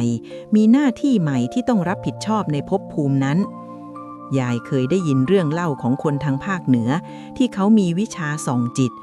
เขาเล่าว่ามีโยมคนหนึ่งร้องไห้คิดถึงสามีที่ตายไปมากพยายามทำทุกวิถีทางเพื่อจะฝันเห็นพอไปถามครูบาอาจารย์ท่านก็หลับตาดูแล้วบอกว่าอย่าไปเรียกเขาเลยลูกเอ๋ยตอนนี้เขาไปเกิดเป็นลูกวัวอยู่ในคอกเพื่อนบ้านเรานี่เองเขาจำเมียเก่าไม่ได้แล้วเขามีหน้าที่ต้องไปกินหญ้าไปรับใช้กรรมในร่างนั้นฟังดูแล้วก็น่าสลดใจนะลูกนะแต่นี่คือสัจธรรมความผูกพันที่เรามีต่อเขามันเป็นเพียงความจำของฝ่ายเราฝ่ายเดียวในขณะที่เขาได้เปลี่ยนบทบาทในละครชีวิตเรื่องใหม่ไปแล้วการที่เขาไปเกิดเร็วขนาดนี้มักเกิดจากกมลจิตที่มีความปรารถนาแรงกล้าหรือมีภาระที่ต้องไปสะสางต่อยิ่งถ้าเขาทำบุญมาเพื่อขอให้ได้เกิดมาเจอกันอีกหรือทำบาปที่ต้องไปใช้คืนทันทีกฎของกรรมจะทำงานเร็วเหมือนสายฟ้าฟาดยายถึงบอกว่าเวลาคิดถึงใครที่ตายไปอย่าไปยึดติดที่รูปร่างหน้าตาเดิมเพราะเขาอาจจะกำลังนั่งเล่นทรายอยู่ในร่างเด็กน้อยที่ไหนสักแห่งหรืออาจจะลอยวนเวียนอยู่ในครรภ์ของคนใกล้ตัวหลานเองก็ได้พอยายเล่ามาถึงตรงนี้ยายเองก็เริ่มรู้สึกเมื่อยขบตามประษาคนแก่ที่นั่งเล่านานๆยายเลยต้องหยิบน้ำมันนวดสมุนไพรแม่มะลิที่ยายสกัดจากหัวไพรแก่และผิวมะกรูดอบรำมาคลึงที่น่องหน่อยกลิ่นสมุนไพรสดๆที่สกัดด้วยวิธีเย็นแบบโบราณเนี่ยมันซึมเข้าผิวเร็วและช่วยให้เลือดลมเดินดีเหมือนกับกระแสกรรมนั่นแหละลูกถ้ามันเข้มข้นและตรงจุดมันก็ส่งผลเร็วอย่างไม่น่าเชื่อถ้าหลานอยากให้คนที่รักไปเกิดในที่ที่ดีและรวดเร็วไม่ต้องรอให้เขามาเข้าฝันหรอกลูกแต่ให้ทำบุญแล้วอธิษฐานส่งทางให้เขาไปสู่ภพภูมิที่สูงขึ้นทันทีการที่หลานพยายามเรียกเขากลับมาเข้าฝันบางทีมันเป็นการไปดึงรั้งจิตที่กำลังจะไปปฏิสนธิใหม่ให้เกิดความผวักผแวงนะลูกนะถ้าจิตเขากำลังจะก้าวเข้าสู่ประตูการเกิดใหม่แต่ดันได้ยินเสียงร้องไห้ของหลานลอยแว่วไปถึงจิตเขาจะเกิดอาการชะงักความลังเลตรงนั้นอาจทำให้เขาหลุดจากภพภูมิที่ดีที่กำลังจะไปแล้วเคว้งคว้างกลายเป็นวิญญาณสัมภเวสีได้เลยนะลูกนะมันน่ากลัวตรงนี้แหละความรักที่ขาดสติมันกลายเป็นการทำร้ายคนที่เรารักได้มากที่สุด แล้วหลานรู้ไหมว่านอกจากเรื่องสวรรค์และการเกิดใหม่แล้วยังมีวิญญาณอีกกลุ่มหนึ่งที่ไม่ได้ไปไหนเลยเขายังอยู่ข้างๆหลานนี่แหละแต่มันมีม่านอาถรรพ์บางอย่างที่กั้นไว้ไม่ให้สื่อสารกับหลานได้ม่านนี้เกิดจากความลับของธาตุลมในตัวคนเป็นและคนตายที่มันไม่ประสานกันเรื่องนี้มันซับซ้อนและน่าตื่นเต้นมากนะลูกเพราะมันเป็นเรื่องของไสยศาสตร์และวิทยาศาสตร์ทางจิตที่ครูบาอาจารย์สมัยก่อนท่านหวงแหนนักยายจะค่อยๆแกะรอยเรื่องนี้ให้ฟังในตอนต่อไปว่าทำไมอยู่ใกล้เพียงแค่เอื้อมแต่กลับสื่อสารกันไม่ได้เลยม่านธาตุลมและการสื่อสารที่สั่นสะเทือนไม่ถึงกันเรื่องนี้มันเป็นเรื่องของพลังงานที่คนโบราณท่านเรียกว่าธาตุหลานต้องเข้าใจก่อนว่าร่างกายคนเราประกอบด้วยดินน้ำไฟและลมแต่พอเราสิ้นลมหายใจไปแล้วธาตุที่หายไปอย่างแรกคือธาตุลมที่หล่อเลี้ยงกายแต่ธาตุลมของจิตหรือที่ภาษาพระท่านเรียกว่าลมละเอียดมันยังอยู่นะลูกลมนี้แหละที่เป็นพาหนะให้ดวงวิญญาณเคลื่อนที่ไปไหนมาไหนได้สาเหตุสำคัญที่คนตายพยายามจะมาหาหลานแต่หลานกลับไม่รับรู้ไม่ใช่เพราะเขาไม่อยากมานะแต่มันเป็นเพราะธาตุลมในกายคนเป็นของหลานมันปั่นป่วนเกินไปหลานลองนึกภาพผิวน้ำที่โดนลมพายุพัดจนเป็นคลื่นยักษ์สิลูกต่อให้มีคนเอาไม้มาจิ้มหรือเอาหินมากระทบผิวน้ำเพื่อส่งสัญญาณหลานก็มองไม่เห็นระลอกคลื่นนั้นหรอกเพราะพายุในใจหลานมันกลบหมดแล้วพายุที่ว่านี้ก็คือความโศกเศร้าความฟุ้งซ่านและความโหยหาที่มันรุนแรงจนธาตุลมในตัวหลานมันหมุนวนผิดทิศทางเวลาที่คนเราเสียใจหนักๆลมในอกมันจะตีขึ้นลูกเอ๋ยใจมันจะสั่นลมหายใจจะสั้นและติดขัดสภาวะนี้แหละที่ทำให้คลื่นจิตของหลานมันหยาบกระด้างจนไม่สามารถรับแรงสั่นสะเทือนที่แผ่วเบาของดวงวิญญาณได้วิญญาณเขาไม่ได้มีเนื้อหนังที่จะมาเขย่าตัวเราได้นะลูกเขาต้องอาศัยการสั่นสะเทือนผ่านธาตุลมละเอียดเพื่อเข้าสู่ประสาทสัมผัสของเราถ้าลมในตัวหลานมันรวนสัญญาณที่เขาส่งมามันก็กระเจิดกระเจิงไปหมดเหมือนหลานพยายามจะฟังวิทยุในที่ที่มีเครื่องจักรทำงานเสียงดังสนั่นนั่นแหละลูกยายจำได้ว่าสมัยก่อนเวลาใครเสียใจจนคุมสติไม่ได้ยายจะรีบหยิบยาหอมเทพจิตตำรับของต้นตระกูลยายออกมาเลยยานี้มันมีส่วนผสมของเกสรดอกไม้และสมุนไพรฤทธิ์เย็นที่ช่วยปรับลมกองละเอียดในร่างกายให้กลับมาไหลลื่นพอหลานได้จิบยาหอมอุ่นๆกลิ่นหอมของดอกมะลิและดอกสารพีจะช่วยประคองให้ลมในอกมันนิ่งขึ้นพอใจนิ่งลมก็นิ่งเมื่อลมนิ่งหลานถึงจะมีโอกาสได้รับสัญญาณจากมิติอื่นที่เขาส่งมายายถึงบอกว่าความเศร้าที่เกินพอดีมันคือกำแพงที่กั้นเขากับเราไว้ให้ห่างกันยิ่งกว่าเดิมหลานรู้ไหมว่าในช่วงเวลาที่วิญญาณพยายามจะสื่อสารกับเราเขาจะใช้พลังงานที่เหลืออยู่เพียงน้อยนิดเพื่อเบียดเข้ามาในม่านธาตุลมรอบตัวเราถ้าเขาสัมผัสได้ว่าลมในตัวหลานมันร้อนและรุนแรงด้วยความทุกข์เขาจะถอยห่างออกไปทันทีไม่ใช่เพราะเขาโกรธนะลูกแต่เพราะพลังงานความเศร้าของคนเป็นมันแผดเผาดวงวิญญาณให้เจ็บปวดวิญญาณที่ไม่มีกายหยาบห่อหุ้มจะไวต่อกระแสอารมณ์มากถ้าเขารักหลานเขาจะยิ่งไม่กล้าเข้าใกล้เพราะเขากลัวว่าความทุกข์ของหลานจะทำให้ดวงจิตของเขาหม่นหมองจนดิ่งลงสู่ภพภูมิที่ต่ำลงไปเพราะฉะนั้นเคล็ดลับที่ยายอยากจะบอกคือถ้าอยากให้เขาสื่อสารได้หลานต้องดูแลลมหายใจของตัวเองให้ดีฝึกใจให้เย็นเหมือนน้ำในตุ่มใต้ต้นไม้ใหญ่อย่าให้ไฟแห่งความอาลัยมันเผาธาตุลมจนร้อนระอุไปหมดยายเองทุกวันนี้ก่อนจะเข้านอนยายจะจุดเทียนหอมและใช้น้ำมันจันหอมอวนมาลีทาที่ขมับเบาๆกลิ่นของจันหอมมันมีคุณสมบัติพิเศษในการปรับธาตุลมให้เข้าสู่สภาวะสมดุลและศักดิ์สิทธิ์ พอธาตุในกายเราสะอาดและนิ่งพอ มันก็เหมือนเราเปิดประตูหน้าต่างทิ้งไว้ให้ลมเย็นๆพัดเข้ามาได้สะดวกขึ้นและที่น่าทึ่งไปกว่านั้นนะลูกนอกจากม่านธาตุลมในตัวเราแล้วยังมีข่ายใยพลังงานอีกชั้นหนึ่งที่คอยกั้นไว้อย่างแน่นหนาข่ายใยนี้มันไม่ได้เกิดจากอารมณ์ของเราเพียงอย่างเดียวแต่มันคือการปกป้องจากฝ่ายที่เรามองไม่เห็นที่เราเรียกกันว่าเทวดาประจำตัวนี่แหละลูกหลานเคยคิดไหมว่าการที่เขาไม่มาเข้าฝันเราเลยอาจจะเป็นเพราะมีใครบางคนกำลังยืนขวางประตูไว้เพื่อไม่ให้เราได้รับอันตรายจากโลกวิญญาณหรือเรื่องนี้มันลึกซึ้งและน่าขนลุกกว่าที่คิดนะลูกยายจะขยายความให้ฟังต่อว่าทำไมการปกป้องถึงดูเหมือนการทอดทิ้งเทวดาผู้พิทักษ์และม่านกรองทิพย์ที่มองไม่เห็นมาต่อกันที่เรื่องของเทวดาประจำตัวกันนะลูกนะหลายคนมักจะเข้าใจว่าเทวดาท่านมีหน้าที่แค่ให้โชคลาภหรือคุ้มครองไม่ให้เราเกิดอุบัติเหตุแต่จริงๆแล้วหน้าที่สำคัญอีกอย่างหนึ่งของท่านคือการเป็นประตูผ่านทางระหว่างมิติลูกเอ๋ยมนุษย์เราทุกคนมีแสงสว่างรอบกายที่เรียกว่ารัศมีธรรมซึ่งเทวดาท่านจะคอยประคองแสงนี้ไม่ให้มอดดับไปและหนึ่งในสิ่งที่ท่านต้องระวังที่สุด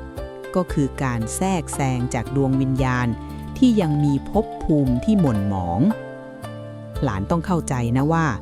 แม้จะเป็นดวงวิญญาณของพ่อแม่หรือคนรักที่เสียชีวิตไปแต่ตราบใดที่เขาเพิ่งตายและยังมีจิตที่ผูกพันกับความเศร้าพลังงานของเขาจะมีความเย็นเยียบและหนักเกินกว่าที่กายทิพย์ของคนเป็นจะแบกรับได้ไหวถ้าเทวดาประจำตัวท่านเห็นว่าคนตายดวงนี้มีความโศกเศร้าสูงมากหรือมีความแค้นความห่วงที่รุนแรงติดตัวมาท่านจะกางม่านพลังงานที่เรียกว่าม่านกรองทิพย์กั้นไว้ทันทีเพื่อไม่ให้วิญญาณดวงนั้นเข้าถึงตัวหลานได้ทำไมท่านต้องทำแบบนั้นล่ะยุก็เพราะว่าถ้าพลังงานที่หนักและเย็นชืดนั้นสัมผัสกับจิตของหลานในขณะที่หลานกำลังหลับซึ่งเป็นช่วงที่จิตอ่อนแอที่สุดหลานอาจจะตื่นขึ้นมาด้วยอาการล้มป่วยอย่างหนักหรือที่คนโบราณเรียกว่าถูกไอผีเบียดธาตุในกายจะแปรปรวนหัวใจจะสั่นหวิวและอาจจะซึมเศร้าจนไม่เป็นอันทำมาหากินเทวดาท่านมองเห็นการไกลท่านรู้ว่าถ้าปล่อยให้เขามาเข้าฝันตอนนี้ผลเสียมันจะมีมากกว่าผลดีท่านจึงเลือกที่จะเป็นผู้ร้ายในสายตาหลานด้วยการกั้นเขาไว้ไม่ให้มาหายายมีเรื่องเล่าจากประสบการณ์จริงของยายเองนะสมัยที่ยายยังเป็นสาวยายเสียพี่สาวที่รักกันมากตอนนั้นยายเรียกหาเขาทุกวันจนจิตใจไม่อยู่กับเนื้อกับตัวคืนหนึ่งยายฝันเห็นแสงสว่างสีทองดวงใหญ่ยืนอยู่หน้าประตูห้องแล้วมีร่างของพี่สาวยายยืนอยู่ไกลๆหลังแสงนั้นพี่สาวพยายามจะเดินเข้ามาหายายแต่แสงสีทองนั้นกลับยกมือขึ้นกั้นไว้แล้วบอกด้วยเสียงที่ก้องกังวานในใจยายว่ายังไม่ถึงเวลาถ้าให้เขาเข้าใกล้ตอนนี้เจ้าจะเสียสติแล้วต้องตายตามกันไปพอยายตื่นมายายถึงได้เข้าใจว่าความเงียบที่พี่สาวไม่มาหาคือความรักและการปกป้องที่ยิ่งใหญ่ที่สุดทั้งจากพี่สาวและจากเทวดาของยายเองพอยายเล่าเรื่องเทวดาและพลังงานปกป้องยายนึกถึงการดูแลความสะอาดของหิ้งพระและสิ่งศักดิ์สิทธิ์ในบ้านยายมักจะใช้น้ำปรุงมงคล9 กลิ่นที่ยายปรุงเองจากดอกไม้มีชื่อมงคลทั้ง9 ชนิดผสมกับน้ำค้างกลางหาวยายจะเอามาประพรมหิ้งพระและบริเวณที่สวดมนต์กลิ่นหอมสะอาดแบบทิพย์แบบนี้มันช่วยเสริมพลังงานให้กับเทวดาท่านได้มีกำลังในการปกป้องเราและยังช่วยปรับพลังงานในบ้านให้สว่างจนวิญญาณที่เข้ามาต้องปรับตัวให้บริสุทธิ์ก่อนถึงจะผ่านม่านเข้ามาได้ถ้าหลานอยากให้คนที่รักมาหาหลานต้องช่วยเทวดาทำงานด้วยนะลูกนะ ด้วยการทำตัวเองให้สว่างและแข็งแรงพอที่จะรับแรงกระทบนั้นได้ นอกจากนี้ลูกเอ๋ยม่านกรองทิพย์ของเทวดายังทำหน้าที่ป้องกันสิ่งแปลกปลอมที่อาจจะปลอมตัวมาเป็นคนที่เรารักด้วยนะ ในโลกวิญญาณมันมีพวกสัมภเวสี หรือผีเร่ร่อนที่ชอบอาศัยช่วงที่เราจิตตกแฝงตัวมาในคราบของคนที่เรารักเพื่อขอส่วนบุญหรือเพื่อเข้าสิงสู่ถ้าไม่มีเทวดาคอยกรองไว้หลานอาจจะโดนหลอกจนหัวหมุนไปแล้วก็ได้ความเงียบที่หลานได้รับจึงเป็นสัญญาณว่าการปกป้องนั้นยังทำงานได้อย่างยอดเยี่ยมอยู่แต่หลานรู้ไหมว่ามีข้อยกเว้นอยู่อย่างหนึ่งนะถ้าวิญญาณดวงนั้นสามารถขัดเกลาจิตจนใสเหมือนแก้วได้แล้วม่านของเทวดาก็จะเปิดทางให้เองโดยอัตโนมัติแล้วตอนนั้นแหละที่เขาจะมาหาหลานในสภาพที่สวยงามที่สุดแต่กว่าจะไปถึงจุดนั้นได้มันมีสิ่งที่เรียกว่าบททดสอบในแดนชำระจิตที่เขาต้องผ่านไปให้ได้เสียก่อนซึ่งบททดสอบนี้แหละที่เป็นคำเฉลยว่าทำไมบางคนหายไปเป็นปีแล้วถึงเพิ่งจะมาเข้าฝันแค่ครั้งเดียวในสภาพที่ดูอิ่มเอิบเหมือนไม่ใช่คนเดิมยายจะเล่าความลับของแดนชำระจิตนี้ให้ฟังต่อในตอนหน้านะลูกนะแดนชำระจิตและความใสกระจ่างที่ต้องใช้เวลายายจะเล่าความลับที่ซ่อนอยู่ในม่านหมอกหลังความตายให้ฟังหลานเคยสงสัยไหมว่าทำไมบางคนพอตายไปปุ๊บก็มาเข้าฝันปั๊บแต่บางคนหายเงียบไปเป็นปีๆหรือบางทีเป็น10 ปีถึงเพิ่งโผล่มาให้เห็นในฝันเพียงชั่วครู่ชั่วคราวเรื่องนี้มันไม่ใช่เรื่องของความรักที่มากหรือน้อยหรอกลูกแต่มันเป็นเรื่องของความสะอาดของจิตในดินแดนที่เรียกว่าแดนชำระจิตลูกเอ๋ยหลานต้องนึกภาพว่าตอนที่เราเป็นมนุษย์เนี่ยจิตของเรามันเหมือนผ้าขาวที่ถูกใช้งานมาอย่างโชคโชนทั้งรอยเปื้อนจากความโกรธความโลภความหลงความอาลัยอาวรณ์และความยึดติดในร่างกายสังขารพอเราสิ้นลมหายใจลงผ้าผืนนี้มันไม่ได้สะอาดขึ้นมาทันทีนะลูกแต่มันยังหอบเอาคราบใครเหล่านั้นติดไปด้วย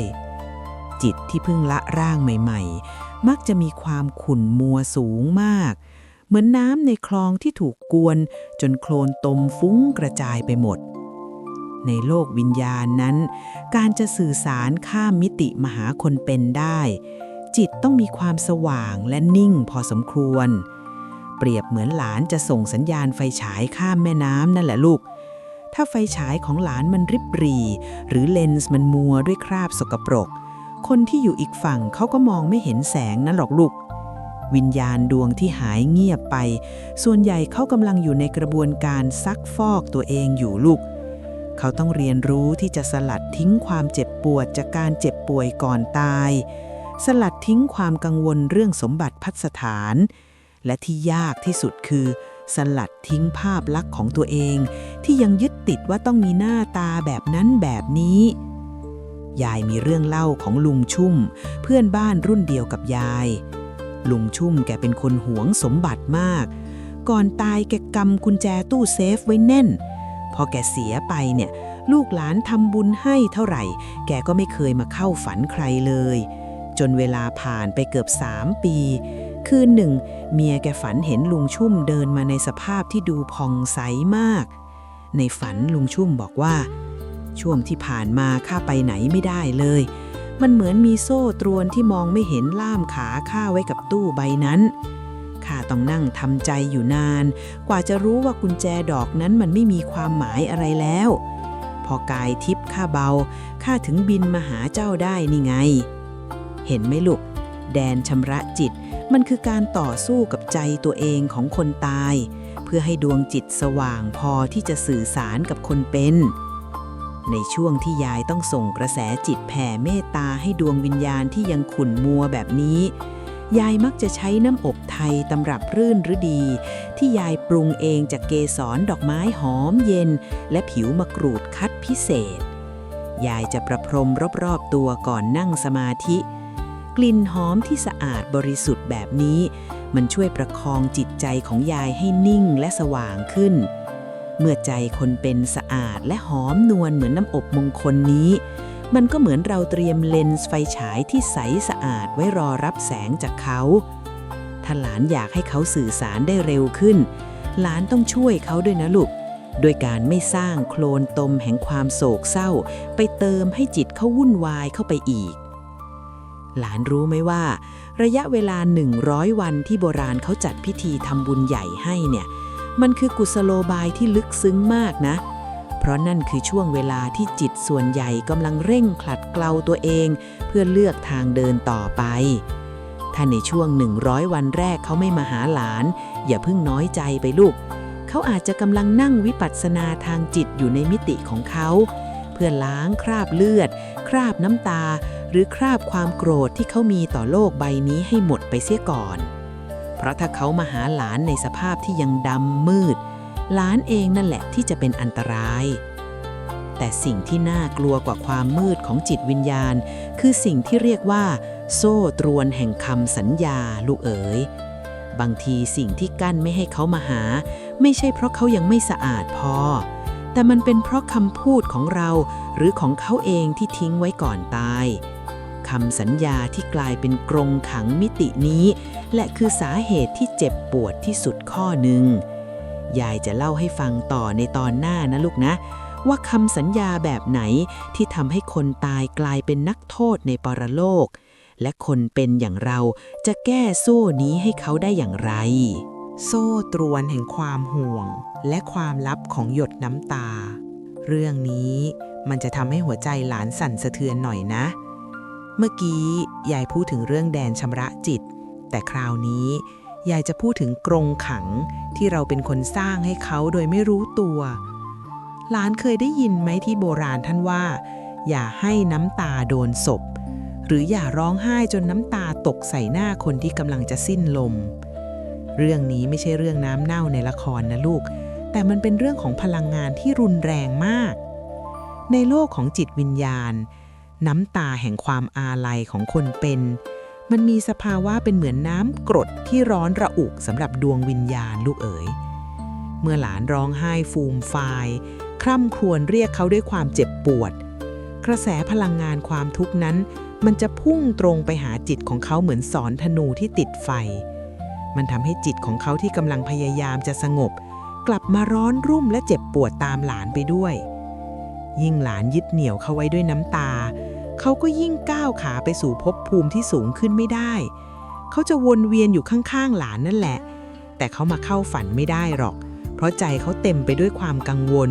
จนความถี่ของเขามันเพี้ยนไปหมดโซ่ตรวนอีกอย่างที่ร้ายกาจนักคือคำสัญญาเช่นถ้าพี่ตายไปพี่ต้องมาหาฉันทุกคืนนะหรือถ้าพ่อจากไปพ่อไม่ต้องเป็นห่วงลูกนะลูกจะรอพ่ออยู่ที่นี่เสมอคำสัญญาเหล่านี้มันคือหมุดที่ตอกตรึงวิญญาณไว้กับพิกัดเดิมในโลกมนุษย์พอเขาตายไปจิตเขาก็พยายามจะทำตามสัญญาแต่มันทำไม่ได้เพราะกฎของมิติเขาก็เลยต้องทนทุกข์ทรมานอยู่กับการพยายามจะแทรกแซงเข้ามาหาเราจนดวงจิตเหนื่อยล้าและมืดมนลงเรื่อยๆสุดท้ายเขาก็กลายเป็นวิญญาณที่ไม่มีแรงจะสื่อสารอะไรได้เลยยายจำได้ว่ามีเคสหนึ่งเป็นเรื่องของป้าพริ้งแกเสียลูกชายคนเดียวไปป้าพริ้งร้องไห้ทุกวันจุดธูปเรียกทุกเช้าค่ำว่าทำไมไม่มาหาแม่บ้างแม่รออยู่นะลูกป้าพริ้งทำแบบนี้เป็นปีจนร่างกายสู้ผอมวันหนึ่งแกมาหายายเลยบอกว่าพริ้งเอ๋ยที่ลูกมันไม่มาหาเพราะน้ำตาของแกมันท่วมทางเดินของลูกอยู่มันเดินลุยมันร้อนมาหาแกไม่ไหวหรอกลองเปลี่ยนจากการเรียกหาเป็นการบอกว่าไปดีนะลูกแม่ดูแลตัวเองได้ดูสิหลังจากนั้นป้าพริ้งก็เริ่มทำตามแกเลิกร้องไห้สะอึกสะอื้นเวลาสวดมนต์แกเริ่มใช้ชีวิตให้ปกติและสดใสขึ้นยายยังจำได้ว่าตอนนั้นยายให้ชาเกสรดอกไม้นวลมาลีสูตรพิเศษของยายให้แกไปชงดื่มก่อนนอนชานี้ทำจากมะลิลำดวนและพิกุลแห้งมันช่วยประคองหัวใจที่อ่อนแอให้กลับมามีกำลังลมหายใจที่เคยติดขัดด้วยความเศร้า ก็กลับมาสม่ำเสมอพอกายและใจของป้าพริ้งนิ่งเหมือนน้ำในแจกันที่ตั้งอยู่บนหิ้งพระคืนนั้นลูกชายแกก็มาหาจริงๆลูกมาในสภาพที่หล่อเหลาและยิ้มแย้มบอกแม่ว่าผมไปสบายแล้วนะแม่ที่ผ่านมาผมอยากมาบอกแม่มากแต่เสียงร้องไห้ของแม่มันดังจนผมไม่ได้ยินเสียงตัวเองเห็นไหมลูกการที่เขาเงียบหายไปบางทีมันคือการที่เขาพยายามจะบอกเราว่าช่วยหยุดร้องไห้ทีเถอะเราเจ็บปวดเหลือเกินที่เห็นเจ้าเป็นแบบนี้ความรักที่แท้จริงหลังความตายคือการปล่อยมือในทางรูปธรรมแต่เชื่อมใจในทางนามธรรมถ้าหลานอยากจะเจอเขาในฝันหลานต้องทำตัวเป็นสถานีรับสัญญาณที่มีความสุขอย่าทำตัวเป็นหลุมดำที่ดูดกลืนความสุขของทุกคนรอบข้างเพราะวิญญาณที่ไปดีแล้วเขาจะไม่เข้าใกล้ความมืดเด็ดขาดและที่สำคัญไปกว่านั้นลูกเอ๋ยมันยังมีเรื่องของประตูฝันของหลานเองด้วยนะบางทีเขามาแล้วเขาพร้อมแล้วแต่ประตูของหลานกลับล็อกกลอนไว้อย่างแน่นหนาโดยสิ่งที่เรียกว่านิวรณ์หรือเครื่องกั้นจิตของคนเป็นนั่นเองเรื่องประตูฝันนี่สำคัญมากนะลูกเพราะมันเป็นทางเดียวที่คนเป็นกับคนตายจะเดินมาเจอกันที่ครึ่งทางได้ยายจะเล่าให้ฟังต่อในตอนต่อไปว่าเราจะไขกุญแจประตูฝันนี้อย่างไรเพื่อให้การพบกันครั้งหน้าเป็นความทรงจำที่สวยงามที่สุดไม่ใช่ความฝันที่เลือนลางหายไปเมื่อตื่นนอนกุญแจไขประตูฝันและเครื่องกั้นมหาศาลหลานเคยสงสัยไหมว่าบางคืนเราฝันเห็นคนนั้นคนนี้เต็มไปหมดแต่ทำไมคนที่เรารอคอยจะเจอที่สุดกลับไม่เคยโผล่มาเลยทั้งที่ใจเราคิดถึงเขาแทบขาดใจเรื่องนี้มันมีเหตุผลทางจิตวิญญาณที่เรียกว่ากุญแจ2 ดอกลูกเอ๋ยดอกแรกอยู่ที่คนตายดอกที่2อยู่ที่คนเป็นถ้ากุญแจดอกใดดอกหนึ่งมันขึ้นสนิมหรือเสียบไม่ตรงรูกุญแจประตูแห่งมิติมันก็เปิดออกไม่ได้ในทางโบราณเขาเชื่อว่าความฝันไม่ใช่แค่ภาพสะท้อนของสมองแต่มันคือการเดินทางของจิตดวงนอกที่หลุดออกไปนอกร่างในขณะที่กายหยาบกำลังพักผ่อนแต่การจะไปเจอกับดวงวิญญาณได้นั้นจิตของหลานต้องเข้าสู่สภาวะที่เรียกว่าภวังคจิตที่นิ่งและใสสะอาดจริงๆแต่ลูกหลานสมัยนี้เนี่ยนะวันๆอยู่แต่กับหน้าจออยู่กับเรื่องวุ่นวายความเครียดมันสะสมอยู่ในใจเหมือนฝุ่นหนาเตอะพอหลับไปจิตมันก็วนเวียนอยู่แต่กับเรื่องงานเรื่องเงินเรื่องความโกรธแค้นใจเครื่องกั้นเหล่านี้แหละลูกคือสนิมที่เกาะกุญแจฝั่งคนเป็น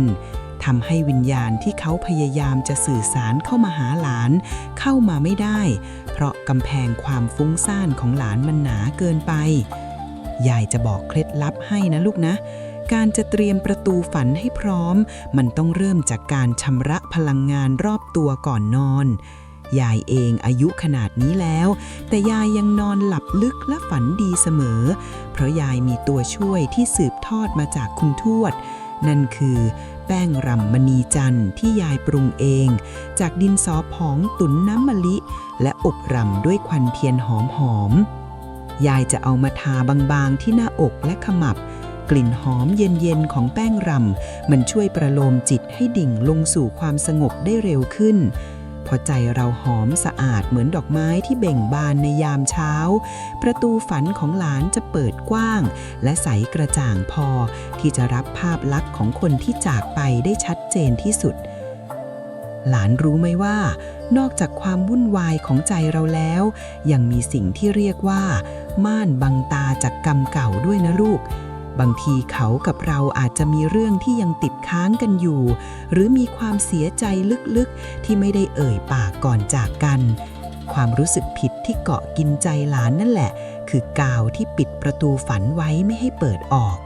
วิญญาณเขาอาจจะมายืนอยู่หน้าประตูแล้วนะลูกเขาอยากจะมาบอกว่าไม่เป็นไรนะเราอโหสิให้แต่ความรู้สึกผิดของหลานมันสร้างภาพมายาขึ้นมาบดบังจนหลานมองไม่เห็นเขาหรือต่อให้เห็นหลานก็อาจจะจำเขาไม่ได้เพราะจิตหลานมันปรุงแต่งภาพตามความกลัวไปหมดแล้วยายเคยเห็นคนคนหนึ่งนะลูกเสียพ่อไปโดยที่ไม่ได้ดูใจกันครั้งสุดท้าย เขาเสียใจมากและพยายามเรียกหาพ่อในฝันทุกคืนแต่ไม่เคยเจอเลยยายเลยบอกให้เขาไปทำบุญใหญ่และขอขมาพ่อเสียก่อนบอกพ่อไปในใจว่าสิ่งที่ติดค้างขอให้จบกันไปในชาตินี้พอเขายอมวางความรู้สึกผิดนั้นลงและใช้กลิ่นหอมของแป้งรำประคองใจให้นิ่งก่อนนอนไม่เกิน3 วันลูกเอ๋ยพ่อมาหาเขาในฝันจริงๆมาลูบหัวและบอกว่าไปดีเถอะลูกพ่อไม่เคยโกรธเลยนี่แหละลูกคืออำนาจของการเปิดประตูใจแล้วหลานรู้ไหมว่ามีช่วงเวลาหนึ่งที่ประตูฝันจะเปิดออกเองโดยธรรมชาติคือช่วงเวลาที่คนโบราณเรียกว่าฝันในยามใกล้รุ่งช่วงเวลานี้ธาตุในกายคนเป็นจะนิ่งที่สุดและคลื่นความถี่ของปรโลกจะแจ่มชัดที่สุดแต่ถึงอย่างนั้นมันก็ยังมีอุปสรรคชิ้นสุดท้ายที่ขวางทางอยู่นั่นคือสิ่งที่เรียกว่าบัญชีกรรมที่ยังไม่ปิดบัญชีซึ่งมันซับซ้อนกว่าเรื่องของอารมณ์ความรู้สึกนักเพราะมันเกี่ยวกับกฎเหล็กของสัจธรรมที่ว่าใครทำอะไรไว้ต้องได้รับผลอย่างนั้นยายจะขยี้เรื่องบัญชีกรรมนี้ให้ฟังต่อในตอนหน้าว่าทำไมความกตัญญูที่มากเกินไปหรือน้อยเกินไปถึงมีผลต่อการปรากฏตัวของวิญญาณในฝันลูกหลานนักกระแสแห่งการขอขมาและการตัดพันธนาการตัวสุดท้ายเรื่องนี้มันละเอียดอ่อนเหมือนเส้นด้ายที่ขดรวมกันจนยุ่นเหยิงหลานต้องเข้าใจก่อนว่าความสัมพันธ์ระหว่างคนตายกับคนเป็นในทางจิตวิญญาณมันมีสิ่งที่เรียกว่าหนี้บุญคุณและหนี้เวรกรรมเป็นตัวเชื่อมโยงสาเหตุสำคัญอีกประการหนึ่งที่คนตายไม่มาเข้าฝันไม่ใช่เพราะเขาไม่อยากมานะลูกแต่มันเป็นเพราะกระแสกรรมของเขากับหลานมันยังไม่ได้ระดับที่สมดุลกันในบางกรณีที่คนตายไปในสภาวะที่ยังมีห่วงเรื่องการเงินสมบัติหรือคำสัญญาที่ยังทำไม่สำเร็จจิตของเขาจะถูกดึงดูดไปอยู่ในพื้นที่ที่เรียกว่าแดนกักกันความนึกคิดเขาจะวนเวียนอยู่กับความกังวลนั้นจนจิตไม่มีกำลังพอที่จะแยกตัวออกมาสื่อสารกับใครได้ส่วนคนเป็นอย่างเราถ้ามัวแต่เป็นเจ้าหนี้ความรู้สึกคือคอยทวงถามแต่ว่าทำไมทิ้งไปทำไมไม่บอกนั่นบอกนี่กระแสการทวงถามนี้มันจะไปสร้างภาระให้วิญญาณหนักขึ้นไปอีกจนเขาต้องหลบหน้าเราในมิติของจิตเพราะเขาทนรับแรงกดดันนั้นไม่ไหวอยากให้หลานลองทำสิ่งที่เรียกว่าการขอขมาข้ามภพภูมิดูนะลูกนะวิธีการไม่ยากเลยให้หลานตั้งจิตให้มั่นจุดธูปบอกกล่าวหรือแค่ประนมมือหลับตานึกถึงใบหน้าเขาให้ชัดที่สุดแล้วบอกเขาว่าเรื่องอะไรที่เคยติดค้างเรื่องอะไรที่เคยทำพลาดไปทั้งกายวาจาใจขอให้เราอโหสิกรรมต่อกันนะคำว่าอโหสินี่แหละลูกคือกรรไกรที่วิเศษที่สุดมันจะตัดฉับลงไปที่เส้นด้ายแห่งพันธนาการที่ดึงรั้งจิตของเขาไว้พอเขาหลุดพ้นจากหนี้ความรู้สึกนี้แล้วจิตเขาจะเบาและสว่างขึ้นมาทันทีและนั่นคือเวลาที่เขาจะสามารถมาเข้าฝันหลานได้ด้วยรอยยิ้มที่แท้จริงพอยายพูดถึงเรื่องความเบาสบายของใจยายก็นึกถึงน้ำปรุงหอมหมื่นลี้ตำรับชาววังที่ยายปรุงไว้ใช้เองเวลาต้องทำพิธีแผ่เมตตายายจะใช้น้ำปรุงนี้ประพรมที่มือและดอกไม้ที่ใช้บูชาพระกลิ่นหอมหมื่นลี้มันมีคุณสมบัติพิเศษคือมันช่วยให้จิตใจที่เคยหนักอึ้งกลับมาโปร่งเบาและมีพลังด้านบวกกลิ่นของมันจะขยายกระแสบุญของหลานให้กว้างไกลออกไปเหมือนชื่อของมันนั่นแหละลูกเมื่อใจหลานหอมและเบาสบายเหมือนน้ำปรุงนี้กระแสแห่งการอโหสิกรรมของหลานจะส่งไปถึงวิญญาณได้เร็วขึ้นอย่างไม่น่าเชื่อนอกจากเรื่องการขอขมาแล้วสิ่งที่คนเป็นชอบทำผิดพลาดกันนักหนาคือการอ้อนวอนขอโชคลาภหลานรู้ไหมว่าการขอหวยขอลาภจากคนตายเนี่ยเป็นการสร้างภาระให้เขาอย่างมหาศาลถ้าเขามีบุญไม่ถึงที่จะให้ลาภหลานได้เขาจะเกิดความทุกข์ใจและรู้สึกผิดจนไม่กล้ามาปรากฏตัวให้เห็นยายถึงบอกว่าเวลาไปหาที่ฮวงซุย หรือหน้าโกรธอัฐิอย่าไปขออะไรเขาเลยลูกให้ไปบอกเล่าความสำเร็จและส่งบุญให้เขาอย่างเดียวพอให้เขาได้รับรู้ว่าเราอยู่ได้เรามีความสุขเพื่อให้เขาสบายใจที่จะไปสู่ภพภูมิที่สูงขึ้นความลับอีกข้อหนึ่งที่คนไม่ค่อยรู้คือวิญญาณบางดวงที่เขารักเรามากจริงๆเขาจะเลือกมาหาเราในรูปแบบอื่นลูกเอ้ยบางทีอาจมาเป็นกลิ่นน้ำหอมที่เขาเคยใช้ลอยมาแตะจมูกทั้งที่ไม่มีใครอยู่ตรงนั้นมาเป็นสัมผัสเย็นๆที่ไหลหรือมาเป็นเหตุการณ์บังเอิญที่ช่วยให้เราแคล้วคลาดจากอันตรายสิ่งเหล่านี้คือสัญญาณแห่งความรักที่ส่งตรงจากโลกวิญญาณมาถึงโลกมนุษย์โดยไม่ต้องผ่านประตูฝันเลยด้วยซ้ำเพราะเขาไม่อยากกวนเวลาพักผ่อนของหลานหรือเขารู้ไว้ถ้ามาในฝันหลานจะยึดติดจนไม่ยอมปล่อยมือแล้วหลานรู้ไหมว่าในช่วงรอยต่อระหว่างตอนที่16ไปจนถึงตอนจบเนี่ยมันมีสัญญาณสุดท้ายบางอย่างที่ถ้าเกิดขึ้นแล้วมันแปลว่าเขามาบอกลาเราเป็นครั้งสุดท้ายจริงๆก่อนที่จิตของเขาจะเคลื่อนย้ายไปสู่ภพภูมิที่ลึกซึ้งเกินกว่าเราจะเอื้อมถึงสัญญาณนั้นคืออะไรและเราจะทำใจรับมือกับการจากลาที่แท้จริงนี้ได้อย่างไรนั้นยายจะขยี้เรื่องสัญญาณสุดท้ายนี้ให้ฟังในตอนหน้านะลูกนะบอกเลยว่ามันเป็นช่วงที่ซึ้งที่สุดและจะทำให้หลานนอนหลับฝันดีไปตลอดกาลเลยละจ้ะสัญญาณสุดท้ายแห่งการจากลา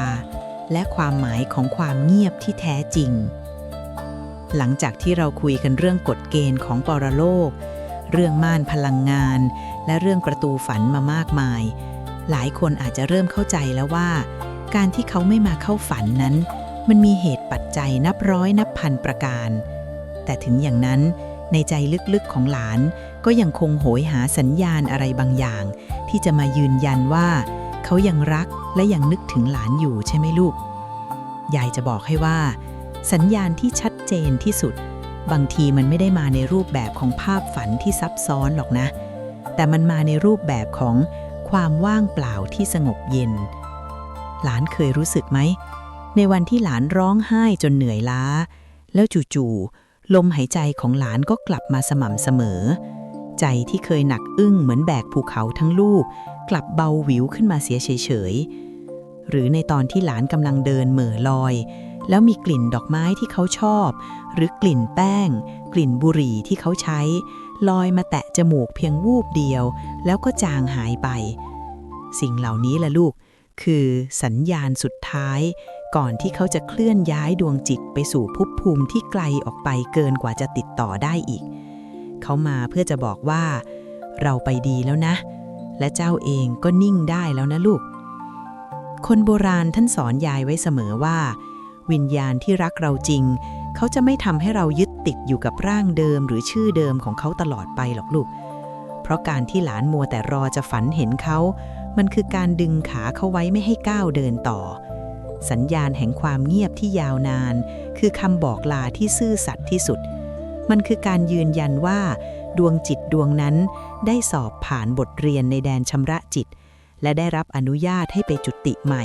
หรือไปเสวยบุญในชั้นฟ้าที่ประณีตจนความทรงจำเรื่องความทุกข์ในโลกมนุษย์สลายไปหมดแล้วการที่เขาไม่มาเข้าฝันจึงเปรียบเสมือนของขวัญชิ้นสุดท้ายที่เขาอยากให้หลานเรียนรู้ที่จะอยู่ได้ด้วยตัวเองอย่างเข้มแข็งพอยายพูดถึงเรื่องความเบาสบายและการรับรู้สัญญาณที่แผ่วเบายายก็นึกถึงสิ่งที่ยายทำเป็นประจำทุกเช้าลูกเอ๋ยคือการล้างหน้าล้างตาให้ผ่องใสแล้วฉโลมกายด้วยน้ำอบนางลอยตรามาลีหอมตำรับที่ยายหวงแหนนักหนาน้ำอบตัวนี้ไม่ได้มีดีแค่กลิ่นหอมดอกมะลิซ้อนที่อบร่ำมาอย่างดีนะลูกแต่มันเป็นเครื่องเตือนใจชั้นเลิศกลิ่นหอมเย็นๆของมันจะช่วยปรับธาตุในตัวเราให้สงบพอใจเราหอมใจเรานิ่งเหมือนน้ำอบในขวดนี้เราจะไวต่อสัมผัสอันละเอียดอ่อนจากโลกวิญญาณได้ดีขึ้นถ้าหลานรู้สึกใจสั่นหรือหม่นหมอง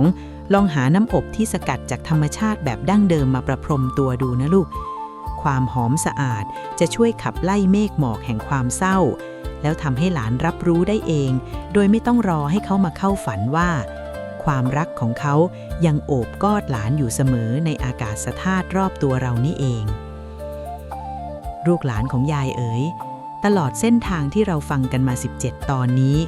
ยายเชื่อว่าหลายคนคงมีประสบการณ์ที่อยากจะระบายหรือมีเรื่องราวที่เคยสัมผัสได้ถึงคนที่จากไปในรูปแบบต่างๆใช่ไหมลูกบางคนอาจจะเคยได้ยินเสียงเรียกชื่อแว่วๆหรือเห็นเงาที่คุ้นเคยเดินผ่านไปยายอยากให้พวกหลานลองเปิดใจคอมเมนต์เล่าเรื่องราวเหล่านั้นให้ยายและเพื่อนๆฟังหน่อยนะลูกนะการแบ่งปันเรื่องราวความผูกพันนี้ไม่ใช่เรื่องงมงายหรอกลูกแต่มันคือการเยียวยาหัวใจของกันและกันมาบอกกันหน่อยนะว่าหลังจากฟังยายมาถึงตอนนี้หลานรู้สึกเบาใจขึ้นไหมหรือมีสัญญาณอะไรที่ทำให้หลานรู้ว่าเขายังรักหลานอยู่ยายจะคอยอ่านและส่งกำลังใจให้ทุกคนในคอมเมนต์นะลูกนะแต่หลานรู้ไหมว่าเมื่อสัญญาณสุดท้ายผ่านพ้นไปและความเงียบกลายเป็นนิรันดร์มันจะมีความลับสุดท้ายที่ยิ่งใหญ่กว่าการสื่อสารใดๆความลับว่าด้วยการหลอมรวมเป็นหนึ่งเดียวของกระแสจิตซึ่งเป็นจุดสูงสุดของความจริงหลังความตายเรื่องนี้แหละจะเป็นบทสรุปของทุกอย่างและจะทำให้หลานเข้าใจว่าทำไมการไม่มาเข้าฝันคือความรักที่บริสุทธิ์ที่สุดเท่าที่ดวงวิญญาณดวงหนึ่งจะมอบให้แก่คนที่เขารักได้ยายจะเล่าความจริงข้อนี้ให้ฟังในตอนสุดท้ายนะลูกนะเตรียมหัวใจไว้รับความสว่างไสวร่วมกันจ้ะรักนิรันดร์ในความว่างและบทส่งท้ายจากหัวใจยายมะลิมาถึงตอนจบกันแล้วนะลูกหลานที่รักของยายฟังยายเล่ามาเสียยืดยาวตั้ง18 ตอน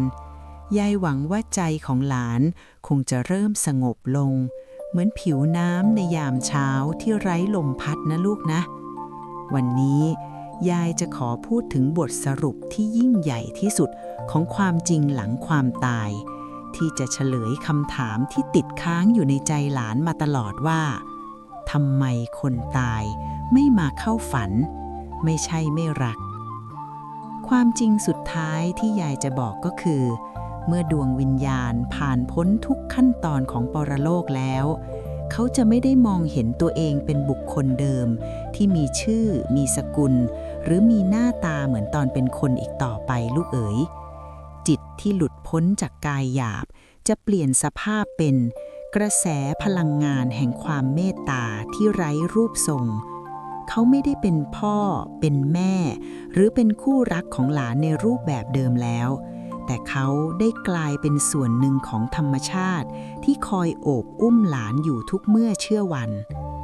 ที่เขาไม่มาเข้าฝันเพราะเขาไม่ได้อยู่ข้างนอกเพื่อจะเดินเข้ามาหาหลานได้อีกต่อไปแต่กระแสจิตแห่งความรักของเขาได้หลอมรวมเข้ากับจิตใต้สำนึกของหลานไปแล้วลูกเอ๋ยเวลาที่หลานทำความดีแล้วรู้สึกอิ่มใจนั่นแหละคือเขาที่กำลังยิ้มอยู่ในใจหลานเวลาที่หลานก้าวผ่านอุปสรรคมาได้ด้วยสติปัญญานั่นแหละคือคำสอนของเขาที่กลายเป็นส่วนหนึ่งของตัวหลานไปแล้วความรักหลังความตายที่แท้จริงคือการเป็นส่วนหนึ่งของกันและกันโดยไม่ต้องมีภาพมายาในฝันมาพิสูจน์อีกต่อไปหลานต้องเข้าใจนะลูกว่าความตายไม่ได้พรากใครไปจากใครหรอกแต่มันแค่เปลี่ยนสถานะการมีอยู่จากคนที่เคยนั่งกินข้าวด้วยกันกลายเป็นความทรงจำที่ให้พลังงานแก่เราความเงียบที่หลานได้รับมาตลอดนั้นมันคือภาษาที่สูงส่งที่สุดของจักรวาลมันเรียกว่าภาษาแห่งความวางใจเขาเงียบเพราะเขาไว้ใจว่าหลานจะเติบโตได้เขาเงียบเพราะเขาหมดห่วงและเขาเงียบเพราะเขาได้ไปสู่สภาวะที่เป็นนิรันดร์แล้วความรักที่ไม่ต้องเอ่ยปากความรักที่ไม่ต้องมาปรากฏกายให้เห็นคือความรักที่มั่นคงที่สุดเพราะมันไม่ต้องพึ่งพาเครื่องมือสื่อสารหยาบๆของโลกมนุษย์อีกต่อไปยายเองในวัย80 ปียายก็รู้ตัวดีว่าอีกไม่นานยายก็ต้องเดินทางไปสู่มิติที่ยายเล่าให้หลานฟังนี่แหละยายไม่ได้กลัวเลยนะลูกเพราะยายรู้ว่าเมื่อวันที่ยายละสังขารไปยายจะไม่ได้หายไปไหนแต่ยายจะไปสถิตอยู่ในทุกถ้อยคำที่ยายเคยสอนหลานยายจะไปอยู่ในทุกความเมตตาที่หลานมีต่อเพื่อนมนุษย์และถ้าวันหนึ่งยายไม่ได้มาเล่าเรื่องให้หลานฟังแบบนี้อีกก็ขอให้หลานรู้ไว้นะว่ายายไม่ได้ทิ้งหลานไปไหน ยายแค่เปลี่ยนไปเป็นลมเย็นๆที่พัดผ่านหน้าหลาน หรือเป็นกลิ่นหอมของดอกมะลิที่หลานได้กลิ่นในยามเช้าเท่านั้นเอง จงใช้ชีวิตที่เหลืออยู่ให้มีค่าที่สุดนะลูกนะทำความดีให้มากรักษาใจให้หอมสะอาดเหมือนน้ำอบน้ำปรุงที่ยายเคยบอกเพราะนั่นคือสิ่งเดียวที่หลานจะเอาติดตัวไปได้และเป็นสิ่งเดียวที่จะเป็นสายใยเชื่อมหลานไปสู่คนที่หลานรักในมิติอื่นความเศร้าโศกเสียใจน่ะมีได้แต่อย่าให้มันมืดดำจนมองไม่เห็นแสงสว่างในตัวเองเมื่อไรที่หลานยิ้มได้จากหัวใจเมื่อนั้นแหละคือวันที่คนที่จากไปเขาจะมีความสุขที่สุดในภพภูมิของเขาสุดท้ายนี้ยายขออาราธนาคุณพระศรีรัตนตรัยและสิ่งศักดิ์สิทธิ์ในสากลโลกตลอดจนอำนาจแห่งบุญกุศลที่พวกเราได้ร่วมกันฟังและพิจารณาสัจธรรมมาตลอด18ตอนนี้จงช่วยดลบันดาลให้ดวงวิญญาณของคนที่พวกหลานรักไปสู่สุขติในสัมปรายภพมีความสว่างไสวแจ่มชัดและขอให้ตัวหลานเองมีดวงตาเห็นธรรมมีใจที่เข้มแข็งปราศจากความทุกโศกเศร้าหมองขอให้หลับเป็นสุขตื่นเป็นสุขและฝันแต่สิ่งที่เป็นมงคลตลอดไปนะลูกนะเอาล่ะยายคงต้องขอลาไปพักผ่อนก่อนนะลูกนะรักษาสุขภาพใจและกายให้ดีแล้วพบกันใหม่ในโอกาสหน้าเมื่อใจเราพร้อมจะเรียนรู้ความลับของโลกใบนี้ร่วมกันอีกครั้งวันนี้ยายไปก่อนนะลูกบุญรักษาเทวดาคุ้มครองจ้ะยินดีจะลูกหลานยายในฐานะผู้เชี่ยวชาญด้านการปั้นช่อง YouTube และ SEO มือหนึ่งจะมาช่วยเนรมิตเนื้อหา